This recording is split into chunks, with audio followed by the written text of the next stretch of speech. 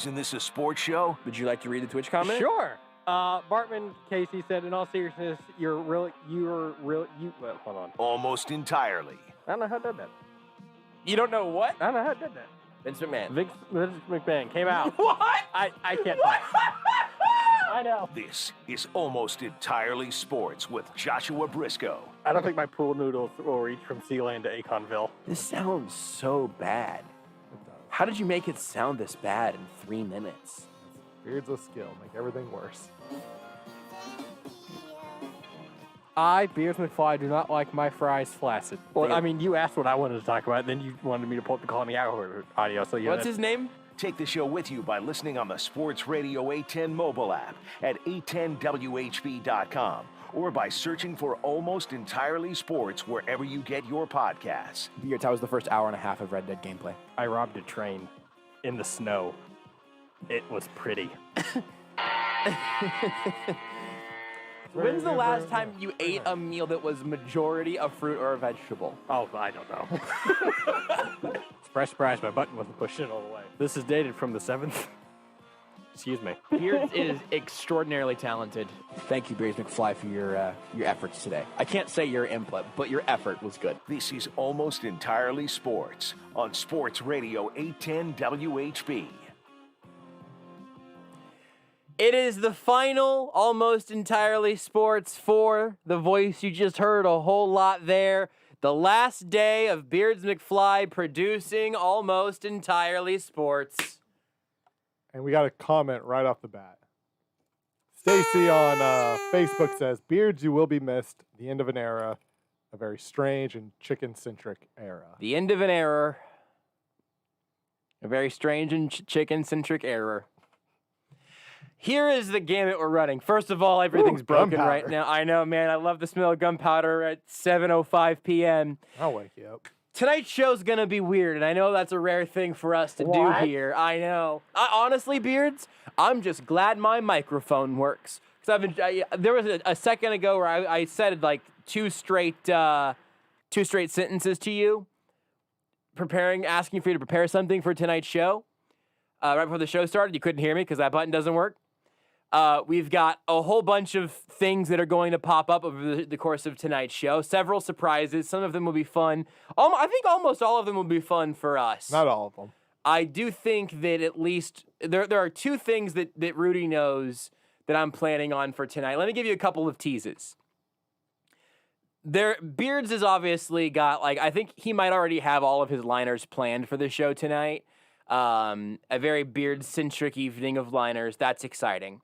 We will talk to Kent Swanson of KC Sports Network at 8. Some about Chiefs Browns and some about he will say his tearful goodbye to Beards as he exits the show. He's moving to the Zone starting next week, and Kent is stealing our KCSN guest. Yeah, no. Technically, still going to talk. Yeah, no, that is true. And at this point, I guess here's. You know me, the ever optimist. I'm always looking for the bright side in things. Sure. We can always say whatever success the Zone has going forward, it's like at least 90% because of us. Yeah, I don't think I want that on my conscience. Just the good, not the bad. But the bad is Beards' fault. We had no control over that. Ooh, I like that. So we've got that. Yeah. We've got Kent at 8. We also have a debut of somebody who does not know Beards at all, but will be fun to talk to. Joe Whiz will make his debut. We'll talk about gambling and NFL lines heading into this first NFL weekend. That is going to, I will say, kind of be the thing that does not necessarily fit the motif of saying goodbye to Beards because, again, Joe and Beards do not know each other. But I'm sure that, like two ships passing in the night, they will have a wonderful relationship. And then we will have the last hour of the show. Here's what we've got: sad fans, sad almost entirely sports fans on Twitter and Twitch and socials. Beards, that's in the can somewhere, right? Beards is basically voicing his own eulogy from our fans. That will happen at some point tonight. We've got shot clock reviews that we're going to do tonight. And here is the tease that I will give. And Beards does not even know this. I think Beards might know that there is one But Beards, if I could just get you, if I could just go and if I could just hear that big loud fan one more sweet time. It's not so. It's because it's broken. Yeah, well, no, It's because it's 90 degrees in there. No, the nice one is broken. Oh. The big loud one is the one that is not broken. However, it is not currently running, so it is a tad bit warm in here. Well, Even though I've got it cranked down all the way. I do look forward to hearing that at some point. It'll get there. Here's what news I'm breaking to you, Beards. I told you earlier, I gave you like a light hint, I think. What did you just mouth wow at? Was it a tweet we got? Yeah. Cool. Last show, but the telepathic connection still works. Beards, there is not a taste test tonight. Excellent. There are 2. Dang it. One of them is in the fridge. One of them is hopefully going to work out time-wise to be a pleasant temperature. We will see. But I have 2 taste tests planned. I've got shot clock reviews. I'm gonna need your 24-second preview of the upcoming NBA season that I believe is 41 days away. Yeah, something like that. Because that is one of your strongest moments. I have several questions for you. I think there are some things you should have to answer in sort of what is a series wrap on Beards McFly, almost entirely sports producer. We've got some a build your team with $15 sort of thing that is very up our alley. We've just got a lot going on. And also, Chiefs-Browns play in like a couple of days. With that being said, I don't know why they're playing. The game's over. Chiefs can't win. No, the They're Browns have a better roster. Talent. I've heard. They run the ball. Quarterback. So as we get really into some of the important things on tonight's show, could you please, Beards, could you please construct for me a beautiful original creation? Ideally, do you have your original creation? I can get it pulled up. Go ahead and do that. And then I'll get to some of the important stuff here. Got Chiefs press conferences today. Andy Reid did say that he is looking. I don't need the 2-hour one. Wait a second. That's fine. You find what you need. Well, I mean, you might. Andy Reid did say that he is looking forward to the challenge of playing the Cleveland Browns. They are a good football team and that they are well coached. So that I want everyone to know about. Tyrann Matthew still in the COVID protocol. League coached. I don't think he said that, but maybe we should, because the Browns are unstoppable. Because other people would argue. Sure. Yeah. And to really get into the game preview for this week, Beards, could you go ahead and hit it, please?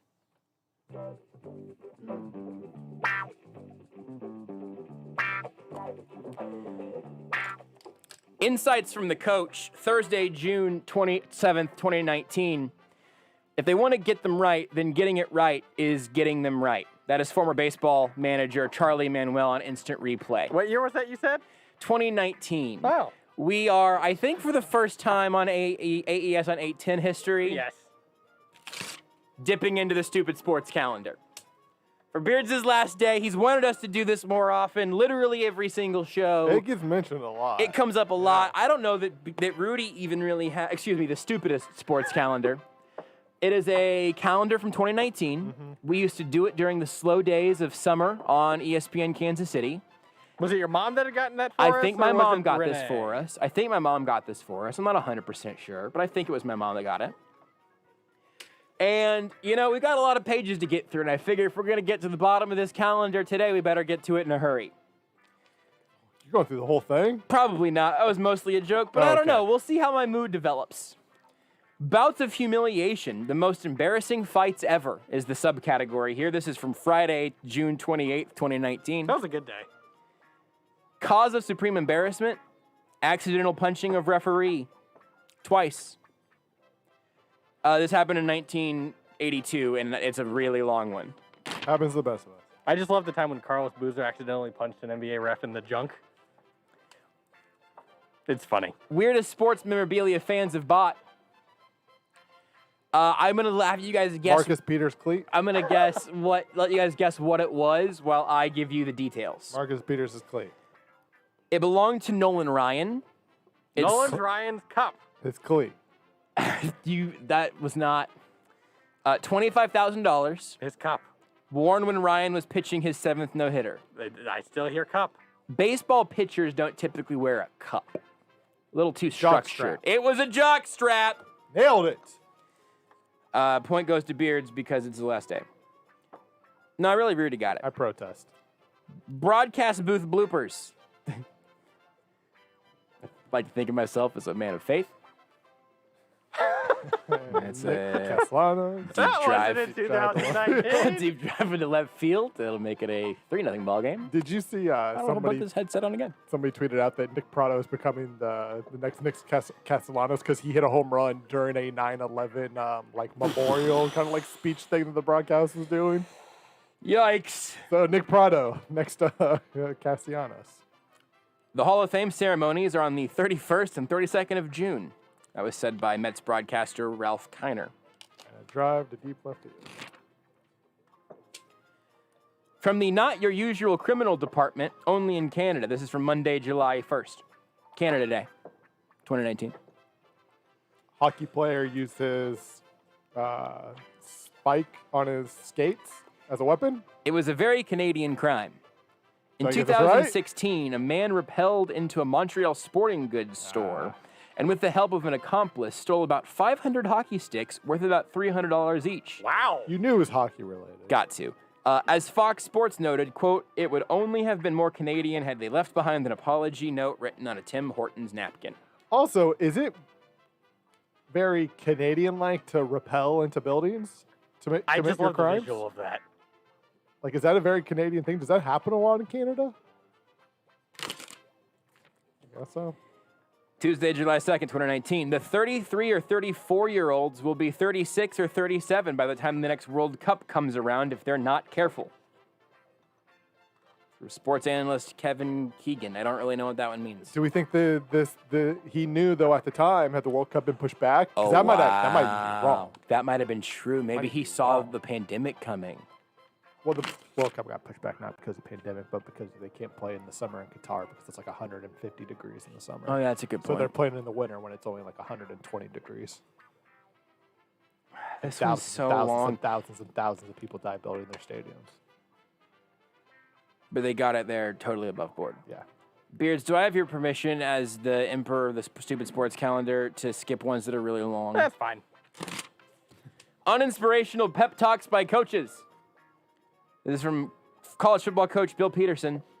Just remember the words of Patrick Henry. Kill me or let me live. One or the other. This one's really long. This one's got 2 of them. Oh! This is from Grand Prix motorcycle racing commentator Keith Hewen. What day?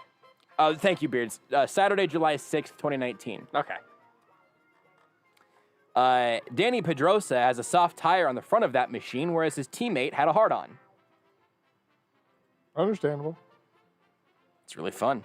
Motorcycle racing is fun. It's exhilarating. Get you going. This is from rugby sportscaster Ray French.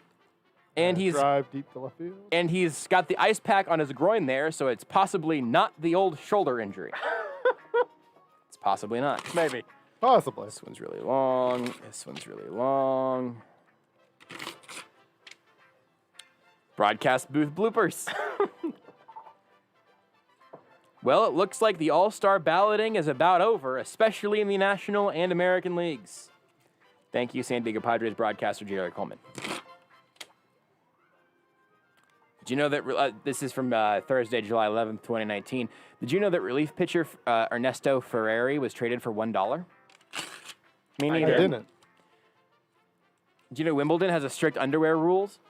Of course. Tidy Wimbledon. whities only. Of course. It's Wimbledon. Is that for the players or is that for everybody? Everybody. It's for You get everybody, checked. man. It's I was for gonna ask- everybody. They check everybody. What were you going to ask, Beards? I was going to ask if they checked everybody. Everybody. Do you know that NASCAR racer Casey Kane once signed a dog?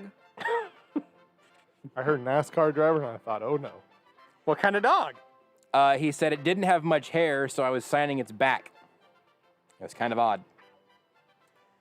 The Yankees PR account tweeted out, happy 31st birthday, deep drive to left field. Happy 34th birthday to Jacoby Ellsbury, who turns 34 years old today. 2 years Happy ago? birthday, Jacoby.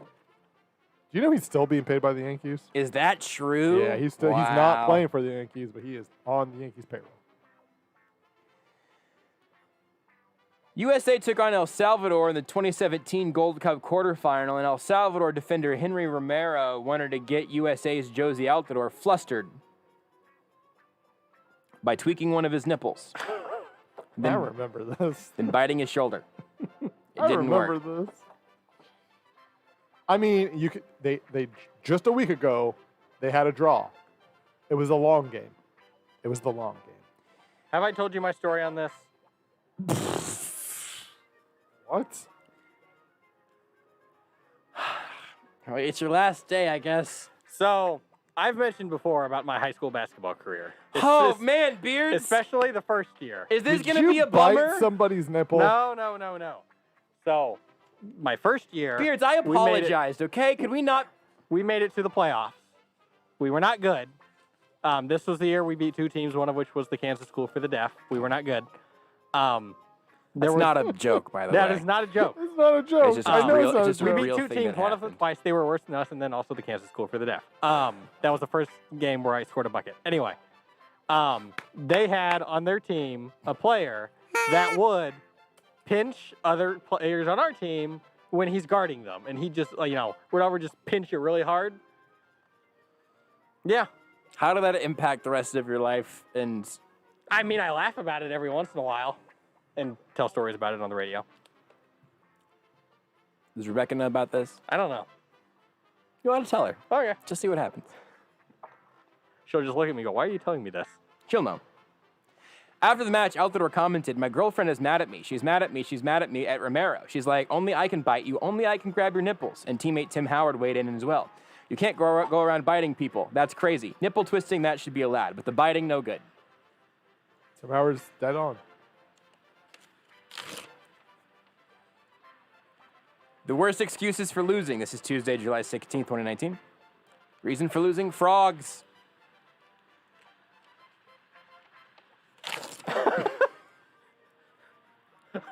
Why is that, huh?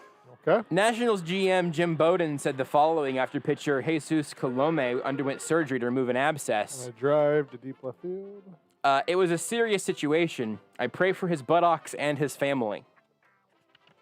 Which makes a lot of sense. You heard the phones ring. I do every night. Let's go to the phones. If there's anything we love here on Almost Entirely Sports, it's taking calls. Let's go to line one. Caller, you're on the air. Yeah, Brisco, whatever. It's not Verderame. Oh, that makes sense. Yes, I called in because I know it's Beards' last night on the board for you. It's good to know that he's moved up. It's bad to know that you're about to go in the toilet here in many ways. But I'm glad. I'm happy for Beards. Well deserved. I'm not going to do too many nice things because I don't want to go too off brand. Sure. But yeah, moving up to the big time, and I shudder to think at what's going to happen. I am going to miss deeply the liners that were made over the. And I know I'm just looking at the show, but those liners are fantastic. Yeah. Every time I come on, there's a different one. Actually makes me laugh. So, congrats to you, Beards, and Brisco. Godspeed. I am in trouble. I am deeply in trouble. I was gonna tell Beards. I was gonna suggest this to you, Beards, and talk back, but the button's broken. So why don't you pick a Verderame liner that we can go to break with whenever Verderame is done eulogizing you, because he will be dead to us, and that's the thing. I mean, as you know, he's moving up to the zone. He's gonna get to work whenever the sun is up, and that's a huge victory for him personally. But yeah, I don't know how we personally are going to recover, and which is a crazy thing to say because it's sort of like recovering from like laying flat on the ground in the dirt, like, and we're gonna go move down from there. Well, if you think about it, if you're laying on the ground, you're moving down. There's only one thing that could happen. Not good. No, it's not. Not good. Well, it's And afraid. it's fairly final. Yeah. So, no, hey, you know what? I felt compelled to call in, A, because I've done a show, I feel like a million times, Beards running the show, and B, I mean, football's, you know, what? I mean, well, it's 1 day away, technically. 24 hours. Kickoff, yeah. That's right. That's right. We get Brady, who is, I think at this point, is he actually geriatric? He's actually geriatric. He's throwing the ball over to the walker that he uses. He's going to throw for 35 GD touchdowns. it's just unbelievable. You look at him and you're like, how is he 44 years old? It's unbelievable. It's actually funny if you follow some of the Twitter accounts like Super 70 Sports and stuff like that. If you don't follow it, you're missing out. It's awesome. Yes. And he'll tweet out, or I'm assuming he'll tweet out pictures of like Kenny Stabler, like 28 years old. Yes. And Kenny Stabler looks like he's a Civil War veteran. Yeah. Like, it's unbelievable. And then there's Brady, who's 44, and he's like the best-looking human being alive. Yeah. And it's just, you're like, how is that even possible? Like, I've met his father. I've interviewed his father. His father was a normal human being. Like, it's not like his father, who I'm guessing is probably around, I don't know, maybe in the late 60s. Like, I interviewed him 2 years ago out in San Francisco, sat in his office talking to him for an hour. Like, was a really, like, just, successful guy, but, like, just normal guy. Like, and then there's Brady, who I feel like in 25 years will look exactly like he does right now. Yeah, I think better. Have you not seen Brady every 5 years? Like there was a Super Bowl, thing, his photo from every Super Bowl. He keeps looking better and better. Yeah, it's the 35 cups of water and avocado ice cream. And also a portrait of a young man that's aging in his attic because something else is going on. Like it's witchcraft. It's some blood being. Or just plastic surgery, I guess. No, never. I feel like at some point.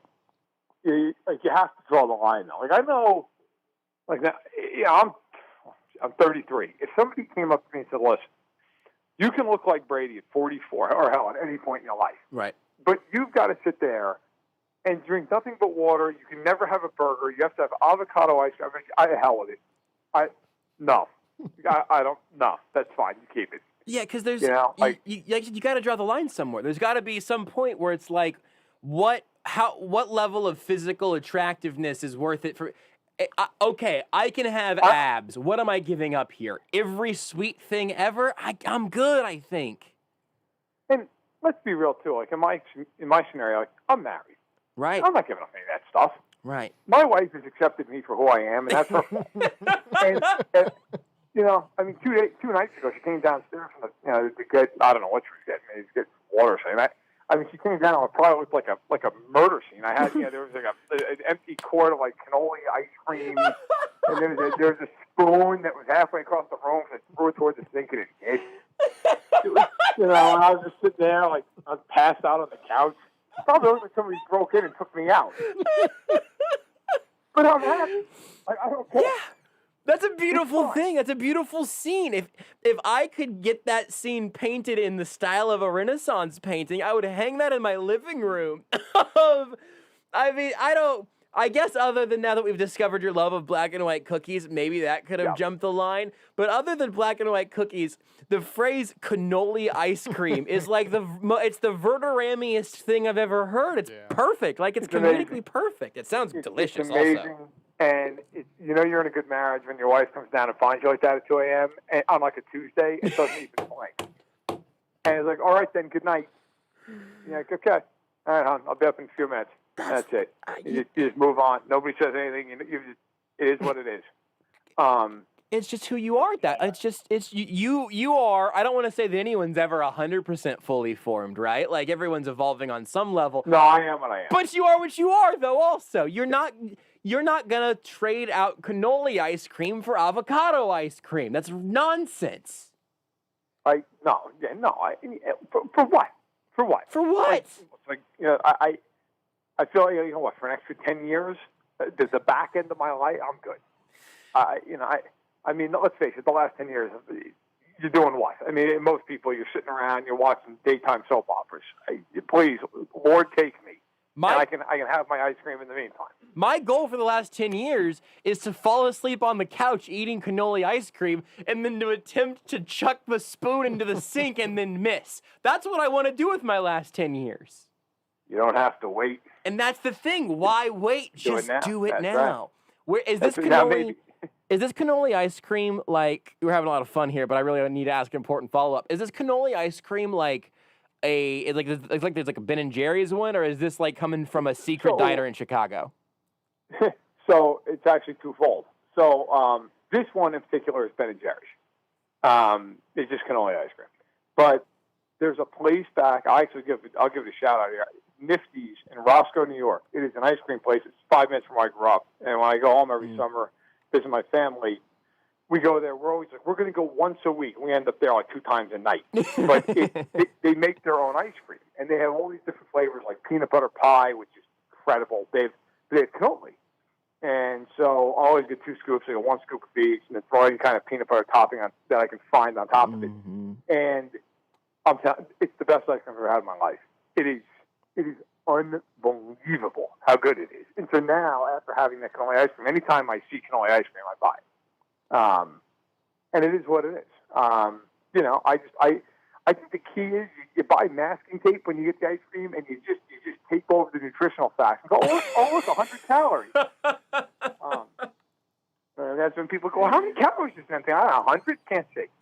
It's impossible to know. They didn't print it on here. So how is the Ben & Jerry's one as like as a replacement level cannoli ice cream? It's good. Okay. And, look, I honestly, guy, actually think it's better, but it's good. Wow. But listen, every once in a while, you know, you run across something. You say, hey, look, it's good. It's not great. It's kind of like the Browns. It's good.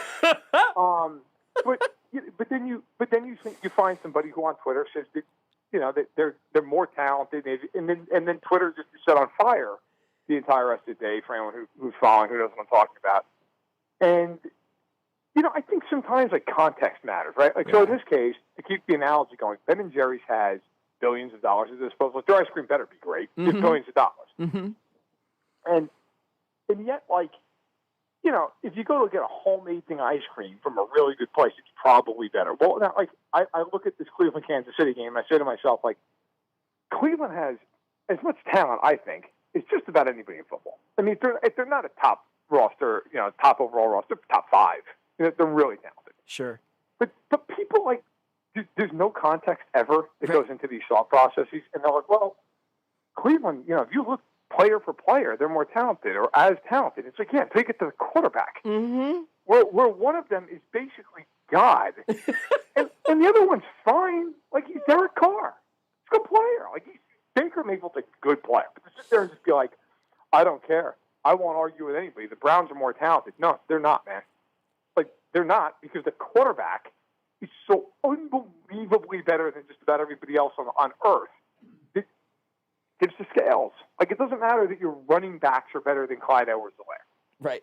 Doesn't matter because Mahomes is so much better than Baker Mayfield that it's like, oh, well, that's, you know. So I enjoyed that on Twitter today, though, as people just absolutely lost them. I was good to know football's back. That's the thing. That is like that. The leaves have not changed at all here yet because it was, you know, 85, 89 degrees, whatever it was today again, and it's going to continue that way for another 6 months because we're in hell. So like the leaves have not changed colors, but whenever somebody throws out you know, I think the Chiefs are going to lose to the Browns. I think the Browns are actually more talented. Take right ahead of Week 1. That's how you know the seasons are changing. And you know, look, it would have been a fine take if the person had just said, hey, listen, or if anybody for that matter, had just said, I think the Browns are really good, and they're a talented football team, and I think they've got a shot to go into Kansas City and pull off an upset. That's fine. Sure. Like, that's totally reasonable. Because Cleveland could win the game. Like, the Browns are good enough to win the game. It wouldn't be outrageous. Like, if Cleveland won the game, I don't think anybody would walk away going, oh, my God, I can't believe it. Like, it's not like Houston's going in there and beating them. Right. Right? But to say that Stefanski and Reed are on the same, like, that they're the same, and then double back, and I like Kevin Stefanski, but wow. And then to double back and go, I won't even argue. The Browns just have a better roster. Like, no, they don't, man. They might be deeper in certain positions, but, like, okay, their tight end, like, their number 2 tight end is better than Kansas City's number 2 tight end. That doesn't matter when your number 1 tight end is Austin Hooper, who's fine. Sure. And the other guy is maybe the greatest tight end to ever roam the earth. Yeah. Like, it doesn't, I don't care. It doesn't. Like, if you lined up all the players on these teams and to give me the 6 to 8 best guys, how many of them are Kansas City? 3/4 of them? Yeah. You know, it's good to know football's back. I'm glad to see the takes. And I will say this, God bless that guy. If the Chiefs win this game on Sunday, oh, he's going to have a lot of muting to do. I think he already is. you've got to get to a point. I'm sure you've figured this out. You've got to eventually just sort of fine tune your mentions, weed out your mentions and everything. Yeah. If the Browns win, he's not going to get anything from it. He'll tweet it out to his 5,000 followers or whatever he has. That's not me trying to like make a dig. I just think it was like 5,000 followers or something. It was. He'll tweet it out to his 5,000 followers and be like, look at how cool I am. But you're right. If the Chiefs win this game and it's, God forbid, it's ugly, he's going to have to deactivate. The man will shrink into a corn cob.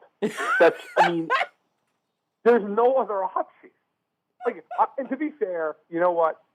Coming up when I was younger, I would have takes like that all the time. Sure, right? Like, sure.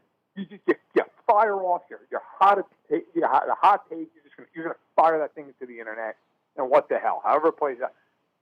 I think is I don't want this to come off as self-aggrandizing, but as your following grows, you become more aware.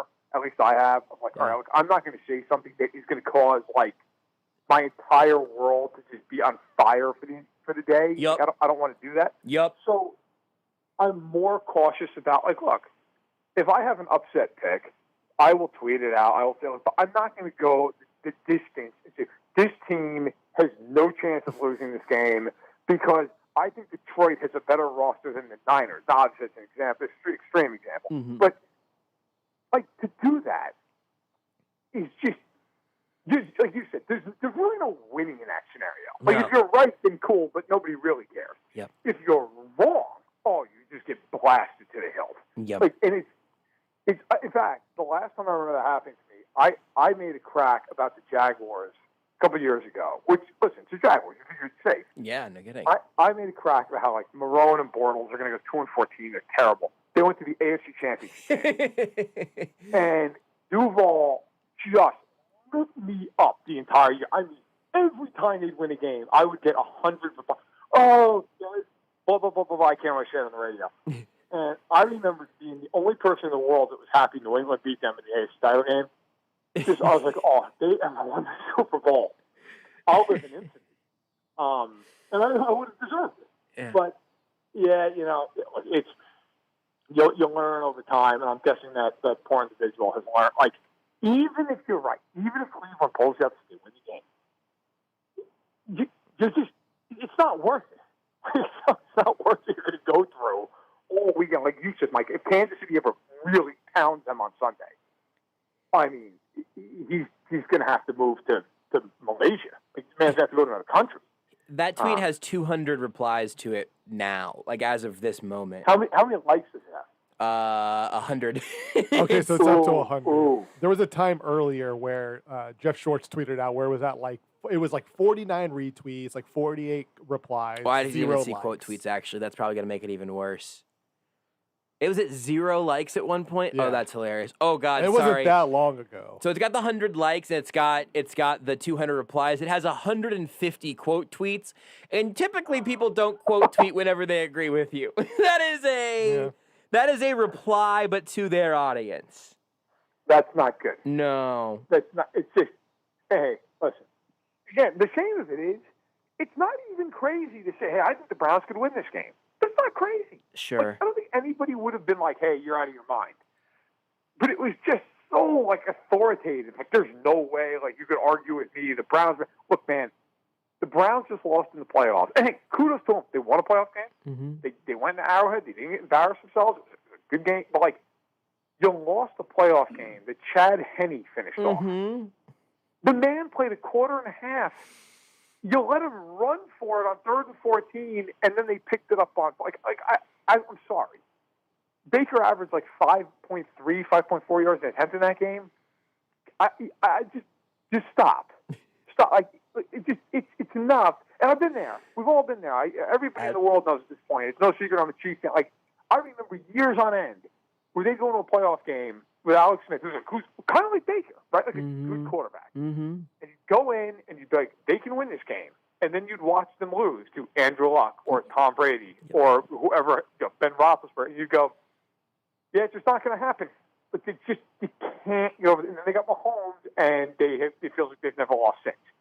So it's football season, everybody. It's football season!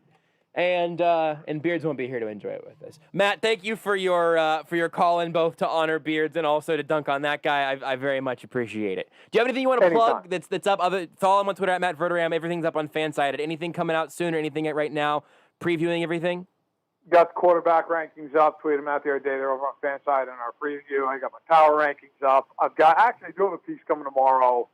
I talked to a couple of different rookies in the league who are non-first rounders who are going to be big-time impact players. And so I got no Chiefs this time. I mean, God knows could have gone with Humphrey and Smith, but just picked out a couple different guys. I've already talked about Humphrey and Smith so much in so many other features. So check that out. That'll be up 10 o'clock Central Time tomorrow morning. And so are my picks, my Week 1 picks. I'm guessing you already know who I'm picking in Kansas City and Cleveland. But all the rest of them are up, including my pick of Jacksonville, Houston. So get them all down. Can't wait. Also, the quarterback ranking piece is really fun. I mean, I was surprised to see Baker over Mahomes, but I mean, it's your list. So thank you, Matt. Geez, I'm going to get playing more than that other guy. Beards, send him out with a quintessential Beards McFly liner one more time for Matt Verderame. This is Almost Entirely Sports with Joshua Brisco. Matt Verderame's going to join us at 5:30. No. He'll inject some moisture into the show. What? On Sports Radio 810 WHB. Oh, that's a tragedy. Want more Almost Entirely Sports? Watch the show live on the Sports Radio 810 Facebook page. Spectrum brand.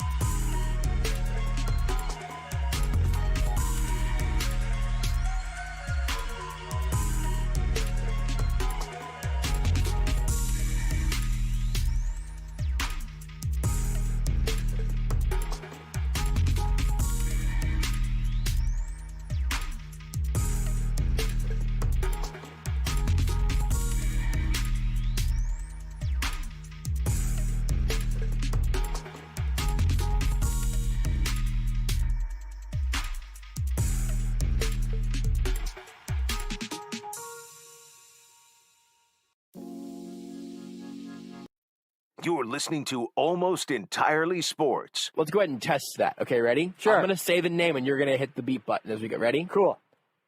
Colin Kaepernick. What did you think that was gonna... How did you think that was going to work, my dude? With Joshua Brisco. Here, let's do it again. This time you can do it first, and we'll see how it goes. Ready? Okay. Colin Kaepernick. You still heard me say it. It's also with a beep. You dope.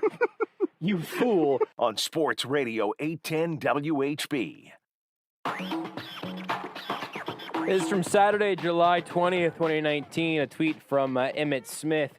Congratulations, Sergio Garcia. Never say never. Way to persevere through a varsity.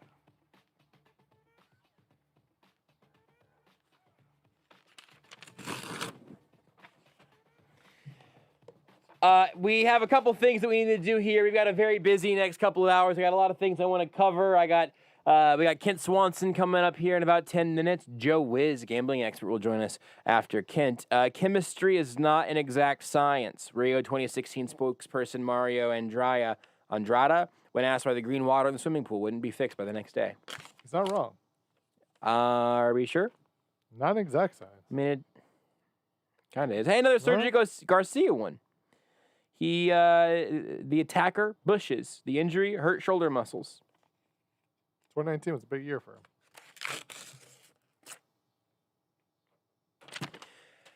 Let's get it out. We've had lots of questions about Sad fans on Reddit. The custody battle that will shortly be following. The current plan is that I mean, Beard's just gonna, and in about an hour and 15 minutes, Beard's just gonna die.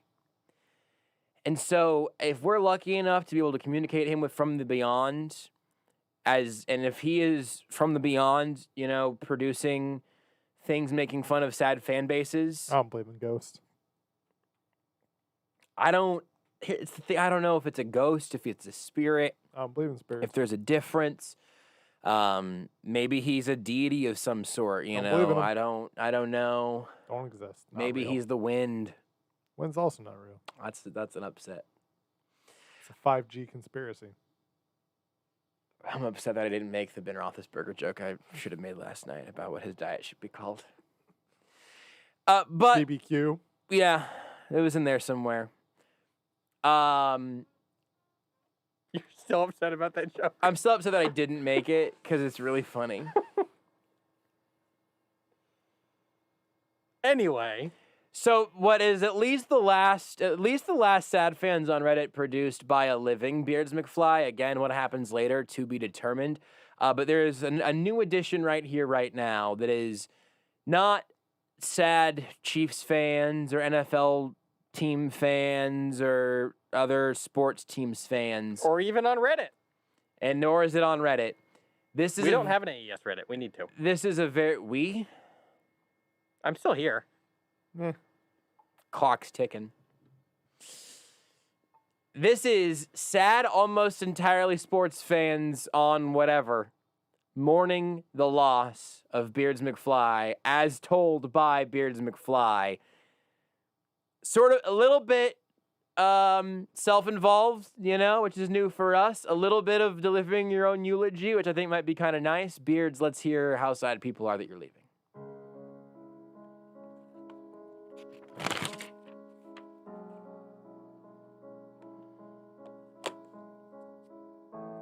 Long intro. And now. Okay.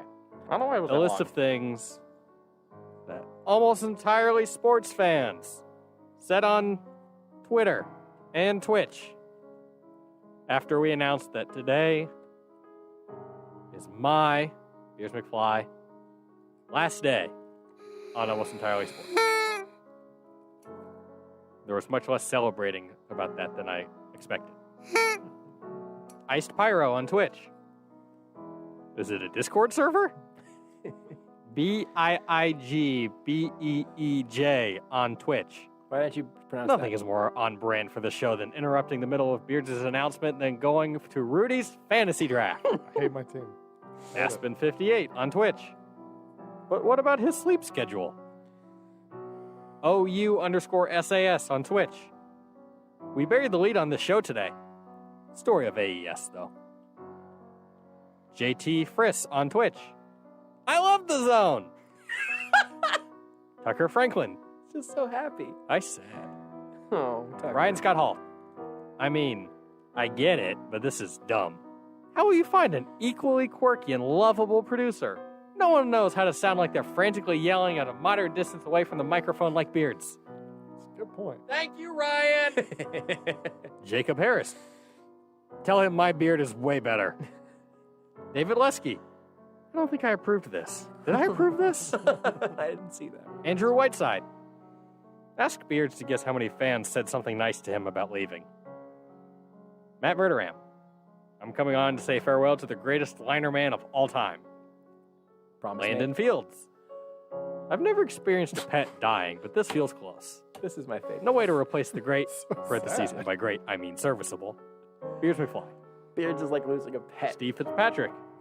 We should retire the number 69 in his honor. Did you ever figure out why that is, I Beards? still don't get it, guys. Yeah, okay. At ADJBOU. Tie him to the loud fan and don't let him leave. Josh G. Let me guess, he didn't tell you and you found out from the station? Well, in all sincerity, good luck, Beards McFly. Your That's- presence will be missed. Story might surprise Or you. at least for the times that you were there. Smirking face emoji. Sorry, I couldn't help myself. Andy Mitz. 2 ideas. 1. Spend 30 minutes that is nothing but Beards doing shot clock reviews of various foods. 2. Big reveal in the final segment. Beards' beard is actually glued on! Seamus Levin. We will miss you, Beards McFly. Your constant playing defense on the show versus Josh is what gave AES a lot of its personality. I think a proper send-off would be a small montage of vintage Beards moments. Mispronunciations, actively playing defense on the show with bad jokes, food. Password_it's taco. R.I.P. Beards. Banks Booty Army. So he's improved more than enough to move up in the batting order while Brisco still hits 9th in the order. Or in other words, Brisco is either Hunter Dozier or Ryan O'Hearn. Sean Mesa. He's not taking dick with him, is he? Well, Justice, that is. At Army_dietarian. I expect a tear-jerking eulogy and a ceremonial effigy, parentheses, made of chicken strips, burned in his honor. And now, the winner. Iced Pyro on Twitch. So, should I get to work on that Discord server then? Stupid.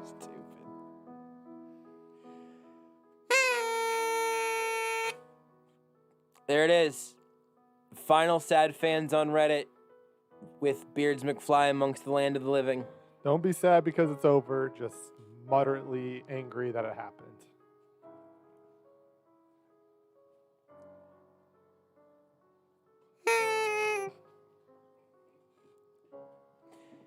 Baseball player Mickey Rivers, Wednesday, July 24th, 2019. 2 Pitching minutes, is guys. 80% of the game. The other half is hitting and fielding. Thank you, Beards. Yep, you're welcome. Other happened.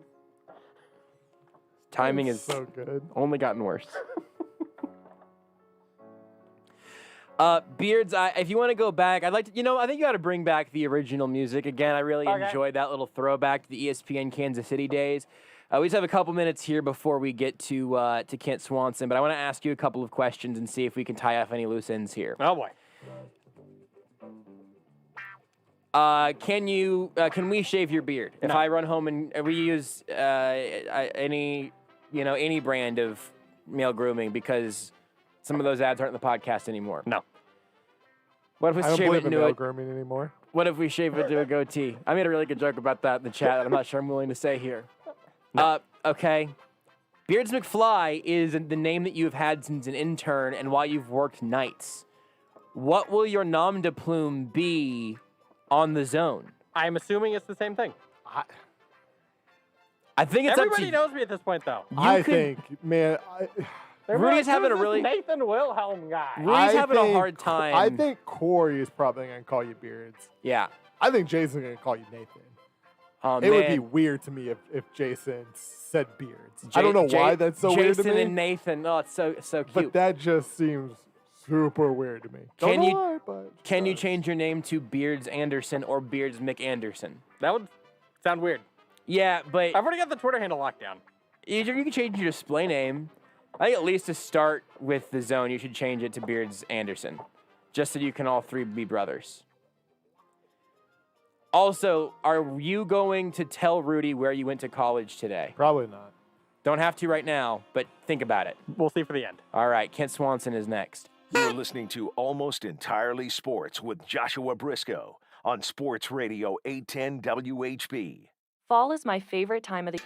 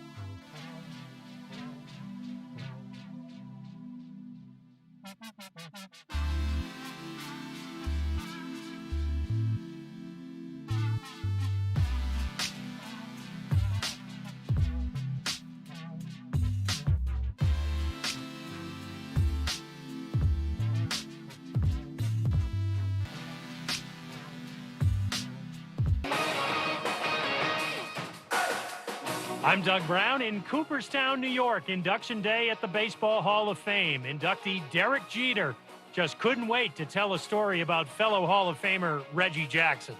Every time Reggie would come spend time with the team, I'd call him over to my locker and say, hey, Reg, sit down. What you got for me today? And then we'd go back and forth, and I'd get on him. And Reg, you remember your response? Your response was, you're not a Hall of Famer yet.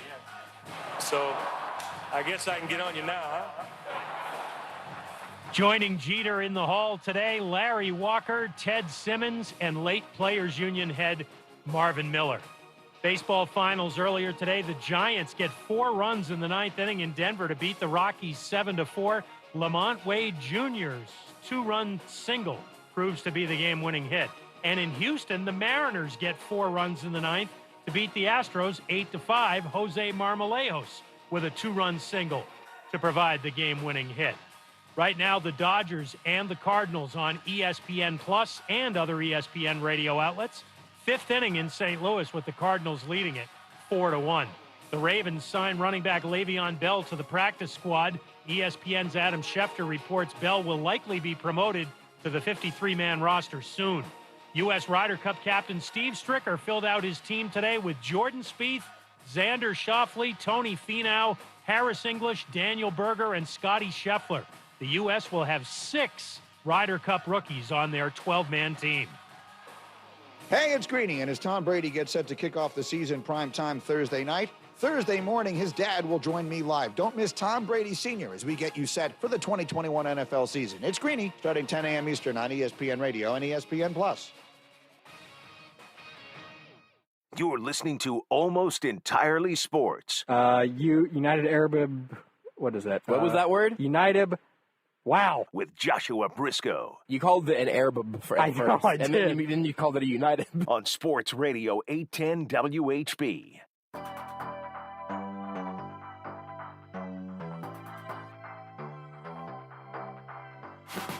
On a day that is largely filled with weeping, the gnashing of teeth, deep stares into the middle distance, wondering what it's all for, it is nice to have a shining, shimmering light joining the show. And that's what I think of Kent Swanson of KC Sports Network. Go to kcsn.substack.com to subscribe to the Substack. You can listen to the KC Laboratory podcast with him and Craig and Maddie. And, all sorts of great content that comes from Kent, but in the surrounding crew and everybody there. But I got to be honest, I mean, I'm fighting through it right now, Kent. Beards is obviously here, and his last edition of Almost Entirely Sports. You and really the three of us were even in a pre-Rudy era, back on ESPN Kansas City, having conversations about Pocket Mahomes and Levi jeans. It was Lee jeans, I think. Yeah, it was Lee's. And it's a dark day. It's a dark day in the studio, Kent. Yeah, it's kind of a bummer because, I was dead for a long period of time, and now Beards is going to have to go through that experience of the loneliness and missing a lot of, angst over first-round running backs and a whole lot more nonsense. I'm positive of that because the threshold for this time slot is just ridiculous. So, Beards, I'm not going to be able to speak to you from the dead, but my advice is just buckle in and, over time, you may not miss the nonsense as much. I don't know. Is there a Slim Chickens in the afterlife? That's the only question that I have. You would know. You've been there. Unfortunately, only Zaxby's. No! It's purgatory. It's not hell, but it's purgatory. Yeah, all of your dipping sauces are pre-manufactured. They are not made in the restaurant, and you have to take the top off them, and there's a lot of preservatives in them, and it's just okay. There's no barbecue sauce? Okay. There is, but it's just the prepackaged stuff that came over in a truck, an unheated, an unrefrigerated truck, and that's the dipping sauce you get, and it's still fried chicken. You still get it, and it's more like purgatory than it is just a complete hell. Yeah. Beards, I mean, I guess you have a chance to turn back still. I mean, you can't undo some of the hurt, but you could change your future still here, Scrooge, if you want to keep Slims in your life. I mean, I think they deliver. To purgatory? Do you think they deliver to purgatory? It's just the zone. Is there? is there DoorDash to Purgatory? I don't know that that's a thing. Well, let's find out. See, the delivery fees are absurd. They've got to be brutal, man. Like, I don't know. I don't know if you can. I mean, it's worth. I'm not gonna say it's not worth it. I am gonna say that I'm not sure you can afford it. The other thing that's just dawning on me now is that we have an entire. Rudy had a Slim Chickens based bet from like 2 full years ago that he hasn't paid off yet, and I mean, I'm gonna keep pushing to get Slims to sponsor this show. And there are so many days where a restaurant or something will bring food to a given show, and they bring enough like for that show, And then there's some real turf war stuff going on. Beards, I swear to God in heaven above that if we get Slim Chickens to bring us food again, it will be. I will wait until you are out of the building before I tell them they can bring it in. That's fine. I'll just race to get the zone sponsored by Slims next. When you've had such great success doing that in the past. Exactly. Josh, can I come the day that Slims comes in and Beards can't have it? Yeah, absolutely. You're here with us in the land of the living, and Oh, this is a bummer. Beards is going to be dead, so we're not going to be able to do our little peanut wing picture.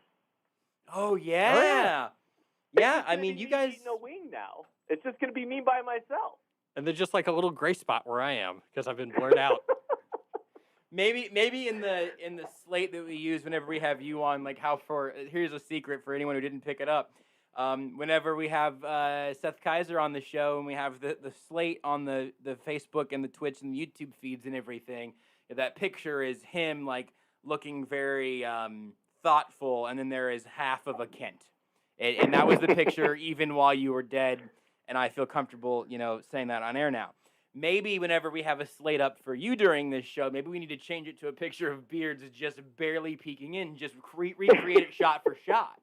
Just do a remake. Or it's the thing where it's him and me, and then you just pixelate my face out of it. Ooh. I think they're all good options. They're all great options. We have to figure out what we're gonna do with all the liners that have Beards in it. I think we gotta give them a Viking burial or something. I still use some of the ones that have Charlie in them. Yeah, but I'm not gonna. I don't.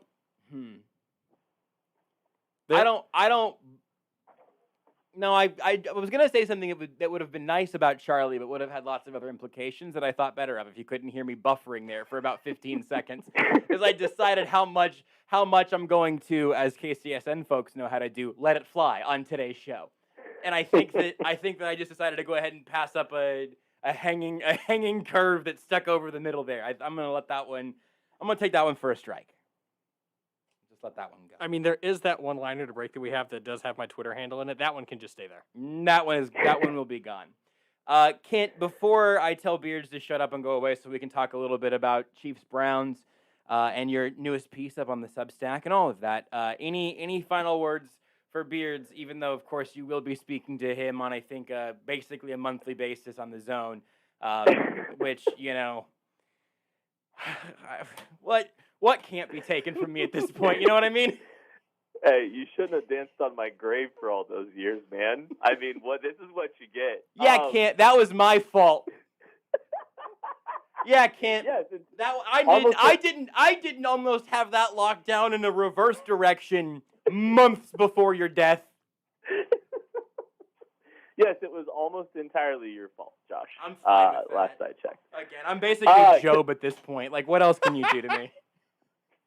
Can I say something nice to Beards really quick? Yeah, please. I really do, genuinely. I love Beards. He's honestly the reason I'm ever on this show. Sure. I will say this. I love Beards' creative choices on the show. And that is something that I don't know if everybody always appreciates. But I think, from bumper music to timing with some of the fun, ridiculous music you guys play, to the bumpers, all that stuff, it's all wonderful. And you deserve everything you get in this space, Beards. And I love you, and I can't wait to make fun of you make fun of Josh with you in private without him having to hear it all every third week on the Zone. At the Peanut. That's all I got to say. At the Peanut. And I guess we could go to the Peanut. Okay, we can do that. I got another hanging curve there that I'm gonna just taking strike two, I think. You have nothing in response to that, Beards? You're gonna let him say all those nice things and then just let I it appreciate it. I love it when Kent's on. We have good fun together, and I'm gonna have good fun with him on the zone. I think I just got more jealous. All right. Well, can't thank you for your. I'm gonna look at Reddit now. So I mean, new year, same Beards, new job, same Beards, all of that. Beards, get out of here. I just hope Beards' taste buds are ready for the midday show.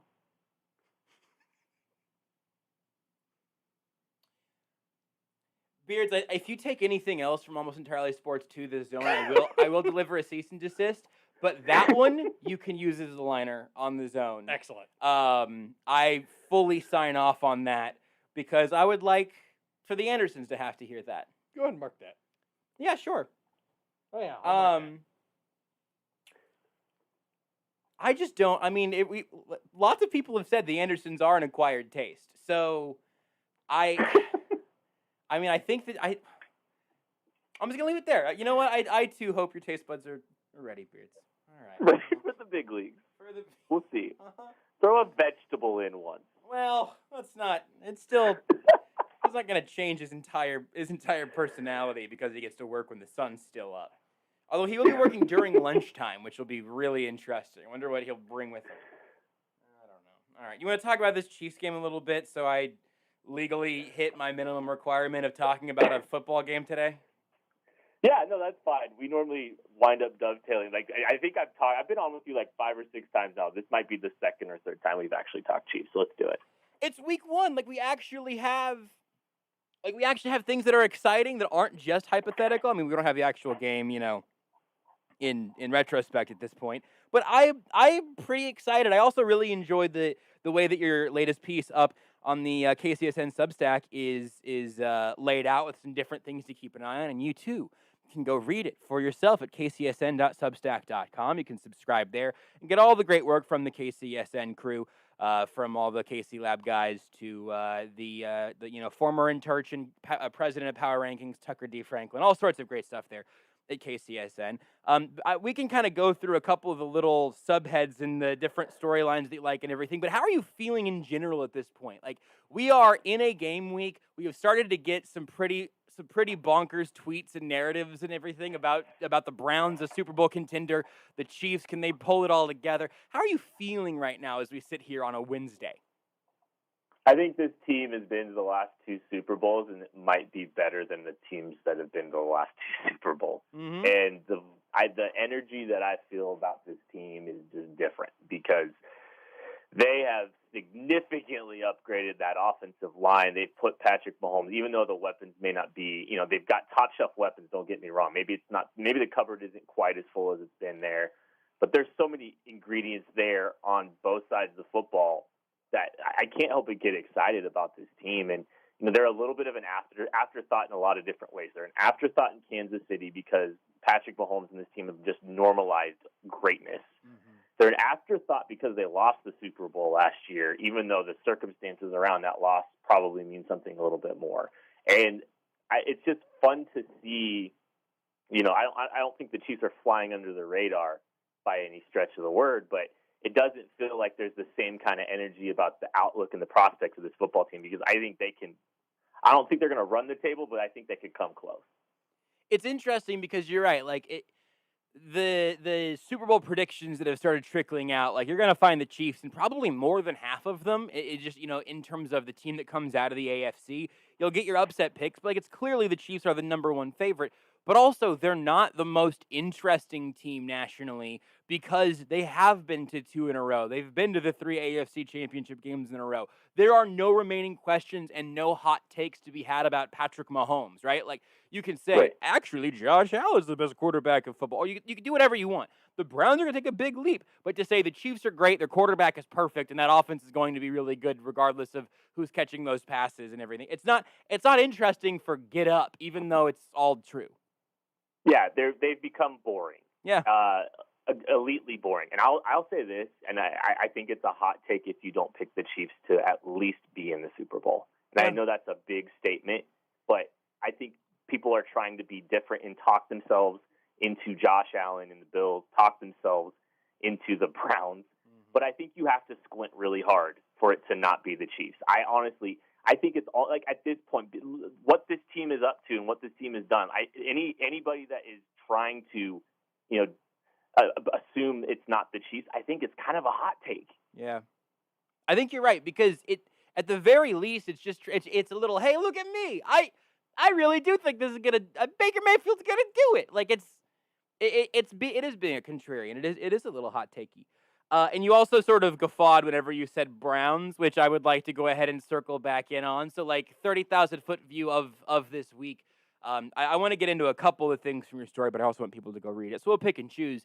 But as you look kind of at the overarching matchup here, I don't think it makes sense to pick Patrick Mahomes to lose, I think, his first game in September, right? It hasn't happened yet. Andy Reid with months to prepare, and an offense that, has healed up and just been sort of waiting for this now for a number of months. Picking against them would require a piece of logic that I have not yet heard given to me. Yeah, I don't see the logic, and there's everything you just kind of packaged up there is just so true. This team starts hot, for one. Andy Reid puts them. I think even Patrick Mahomes saying I think it's absolutely true, and why they're so good off the bat is physical camp. Andy works them hard. They come in and they're a buzzsaw in September. That's been a theme for Andy Reid for forever. And so they're starting hot. They got the best player in the world. The Browns are good. Mm-hmm. Don't get me wrong. I think they're a good team. I can't see them jumping into Arrowhead with all the things we outlined and coming in and beating this team. And there's a large gap between the Browns, who I think are a legitimate contender in the AFC for the second best team, but there's a large gap between them. There's a large gap between the Bills and the Chiefs, and I don't think that it makes sense at all to predict this football team to make things that interesting in Week 1 or in the AFC Championship game when it happens. So, with that being said, fill in the blank for me here. This game is closer than you think, or the Browns do win this game if blank. If the offensive line that we've seen the first 3 preseason games is just a complete mirage, and Patrick Mahomes has zero trust in him, starts panicking, and gets a little bit too aggressive, and the second wide receiver doesn't step up and make a few plays. Like, that's the formula, but I'm not optimistic that that's happening. I mean, don't get me wrong. The Browns' defensive line's very good, and there's going to be some growing pains for this offensive line, but I'm not even sure that's enough. Like, that still falls on Mahomes. It still falls on Mahomes maybe making more mistakes out of some panic, which doesn't happen.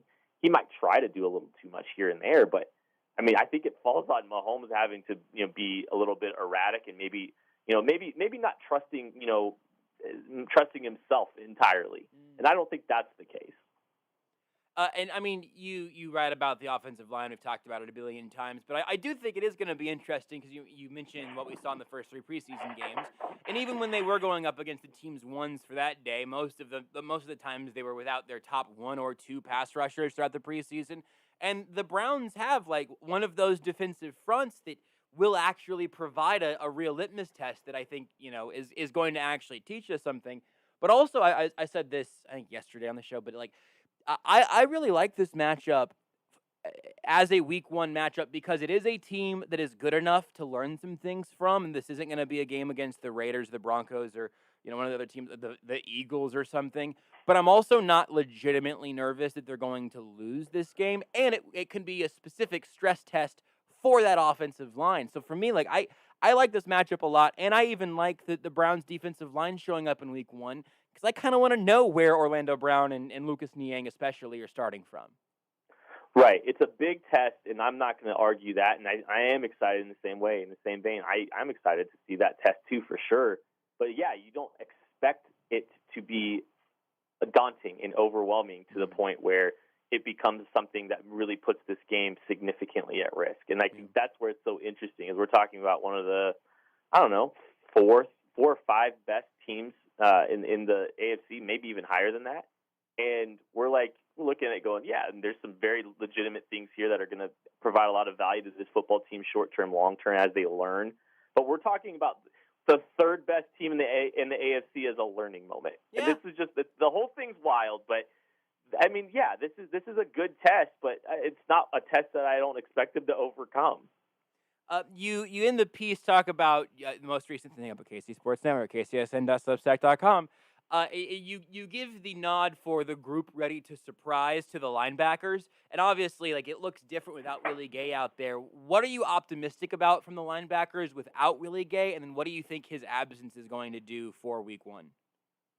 Well, the bar to clear for this group has not been particularly high, so I think starting at a low baseline for this position certainly helps, and I think that's part of why it will surprise is because, we've kind of just expected what we've expected with this group historically, but I think every linebacker in that room has made improvements upon last year, and not even talking, we can get to Willie Gay in a second, but, I look at, Anthony Hitchens playing a lot lighter. He looks great, instinctual, comfortable finally, and you kind of saw him getting a little bit more comfortable in the defense last year. Towards the end, he was playing pretty well.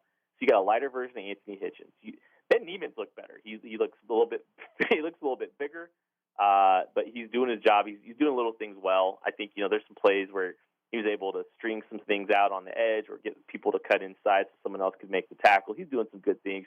Nick Bolton's going to get a trial by fire, and that's going to ultimately be good for him down the road. That'll be opportunities and snaps for him that maybe he wasn't probably. I don't think he was going to get a lot of snaps in Week 1 if Willie Gay was healthy, just based on how some of the things were looking. But now he's going to get thrown into the fire, and that's going to be a long-term benefit for him. And Willie Gay, I think, if he was healthy at the beginning of the year, if we weren't experiencing what we're seeing here now where he's on IR because of a toe injury, I think by the end of the year we would be saying Willie Gay is the best linebacker on this football team. And that's saying a lot because this group has improved.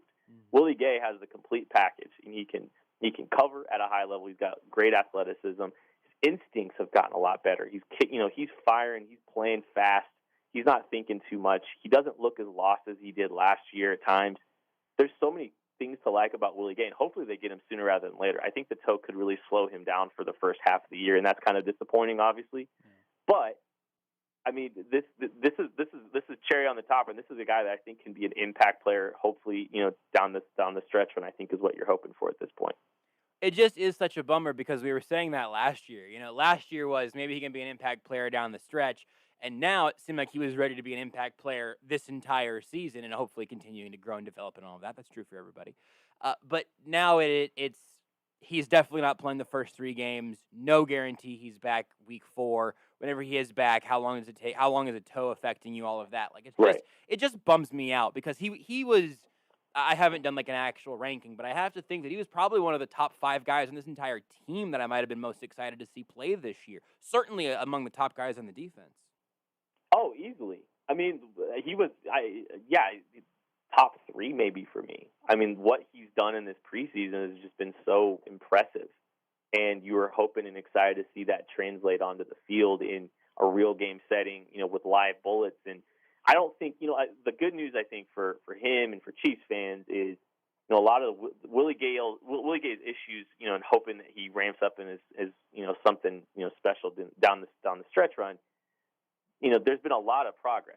There's been a lot of momentum. There's been a lot of good things that have happened in the Willie Gay department the last year. He's gotten better.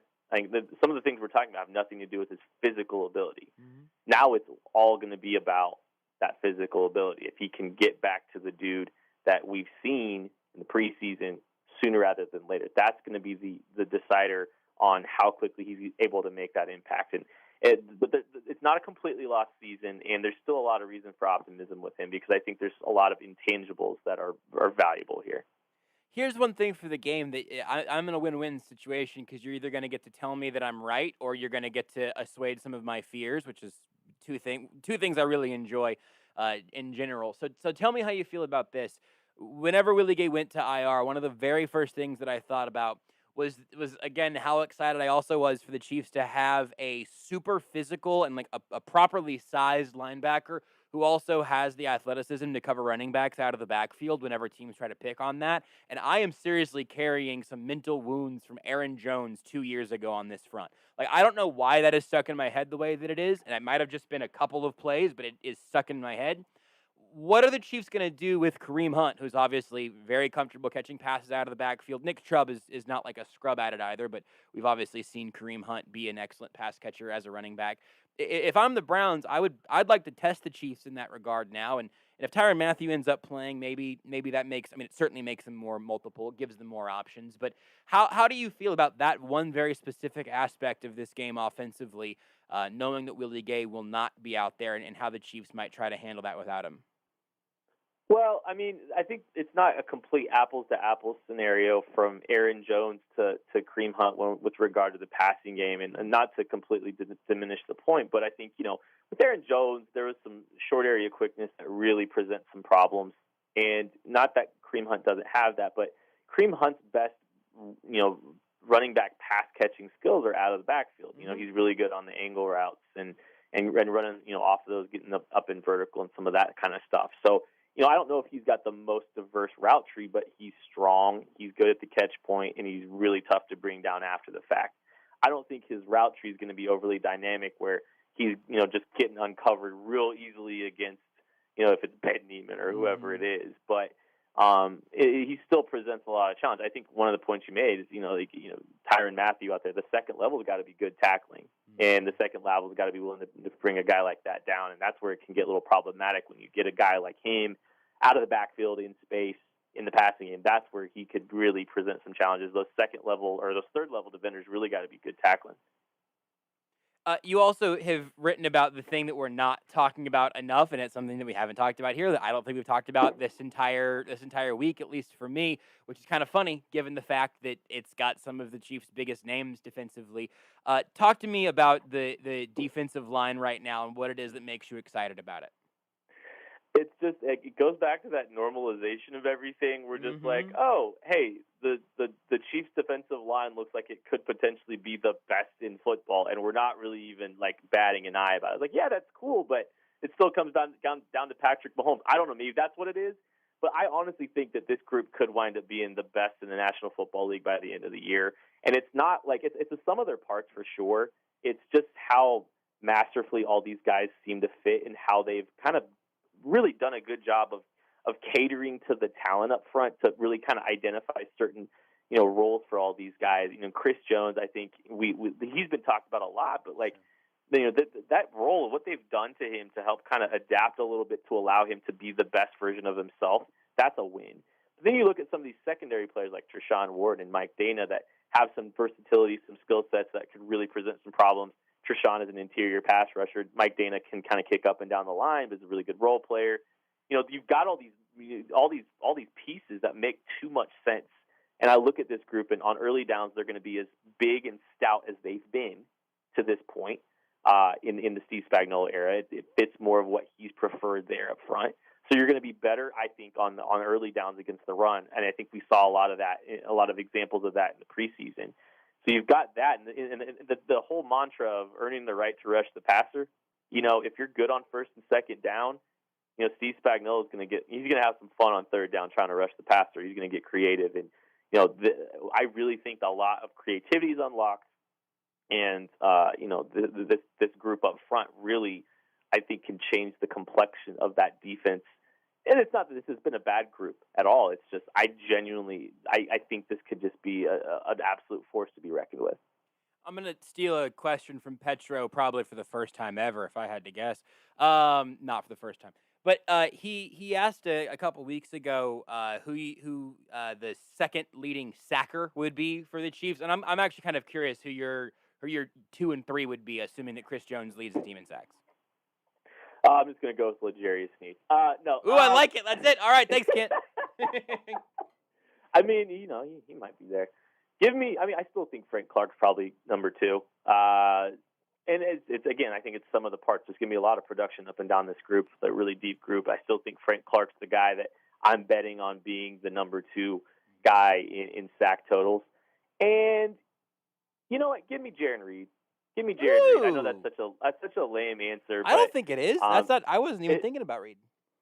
I think he's going to get an opportunity to clean some things up. Yeah. And this guy has had some pass rush productivity. He's had some sack productivity in his career. He had 6.5 last year, and I think he actually broke 10 at one point. Yeah, he broke 10 in 2018. So this is a guy that's had some sack production. I think he's going to get a chance to clean some stuff up along the interior, because I do think there's going to be some legit outside pressure, be it Chris Jones, which, wow. I mean, his improvement outside as an edge rusher, there's a lot more to like there. And, Frank Clark. So, a guy cleaning up some stuff in the middle could be Jaron Reed. There's a lot of places you can get more of Kent and the KCSN gang. You can go to kcsportsnetwork.com. You can go to kcsn.substack.com for the written stuff. There's a new episode of the KC Laboratory podcast that might be up now, actually, or will be shortly if it hasn't already gone up on your guys' Wednesday schedule. Anything else that people need to know? You can also, of course, follow you on Twitter at Kent_Swanson. Please don't follow him too much, because I still have a lead right now, I think. But anything else? No, that's great. All you said it works. Make sure you subscribe to the YouTube channel. That's where all of our podcasts go. We're really doing a lot more live stuff too this year, so that'll be a lot of fun. About 500 of you could go follow Kent, and it wouldn't hurt my feelings any. I'd maintain a lead. So if you want to go do that, I would say at Kent_Swanson. Just not all of you at once. I'm closing the gap, man. I gotta make sure and follow at JB Brisco with a second account. Follow me twice. Follow Kent once. And honestly, you will get a significantly better value from Kent's timeline at that point, but that's how it goes. Kent, thank you very much. I don't think we have a show next Wednesday, so I probably won't talk to you next Wednesday. Maybe Tuesday? I don't know. We'll figure it out. And if nothing else, people can go see you and Beards just sharing Wings of the Peanut pretty much any day this week, I think. So I'll talk to you then, or maybe I'll see if I can spy on some of your conversations with Beards. R.I.P. Eloy, R.I.P. Beards. And, of course, R.I.P. Popeye. And, of course, R.I.P. Popeye. At JB Brisco, at Beards McFly, at Not That Rudy, at Sports Radio 810. Just do it already.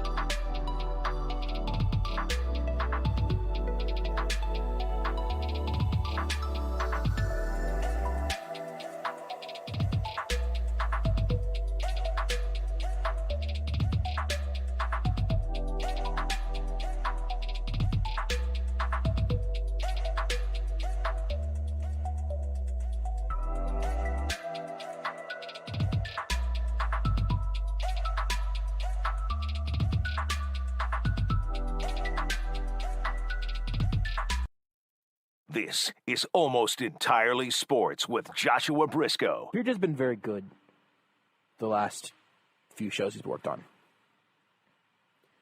So go follow Beards on Twitter at Beards McFly.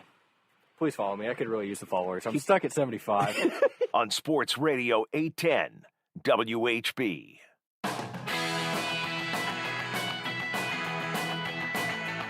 We've got something new, we've got something fun, we've got something that's hopefully going to help you make some good investments over the course of this football weekend, as we're joined right now by Joe Whiz, who's going to be joining us for the next several weeks to look ahead, and hopefully a lot longer.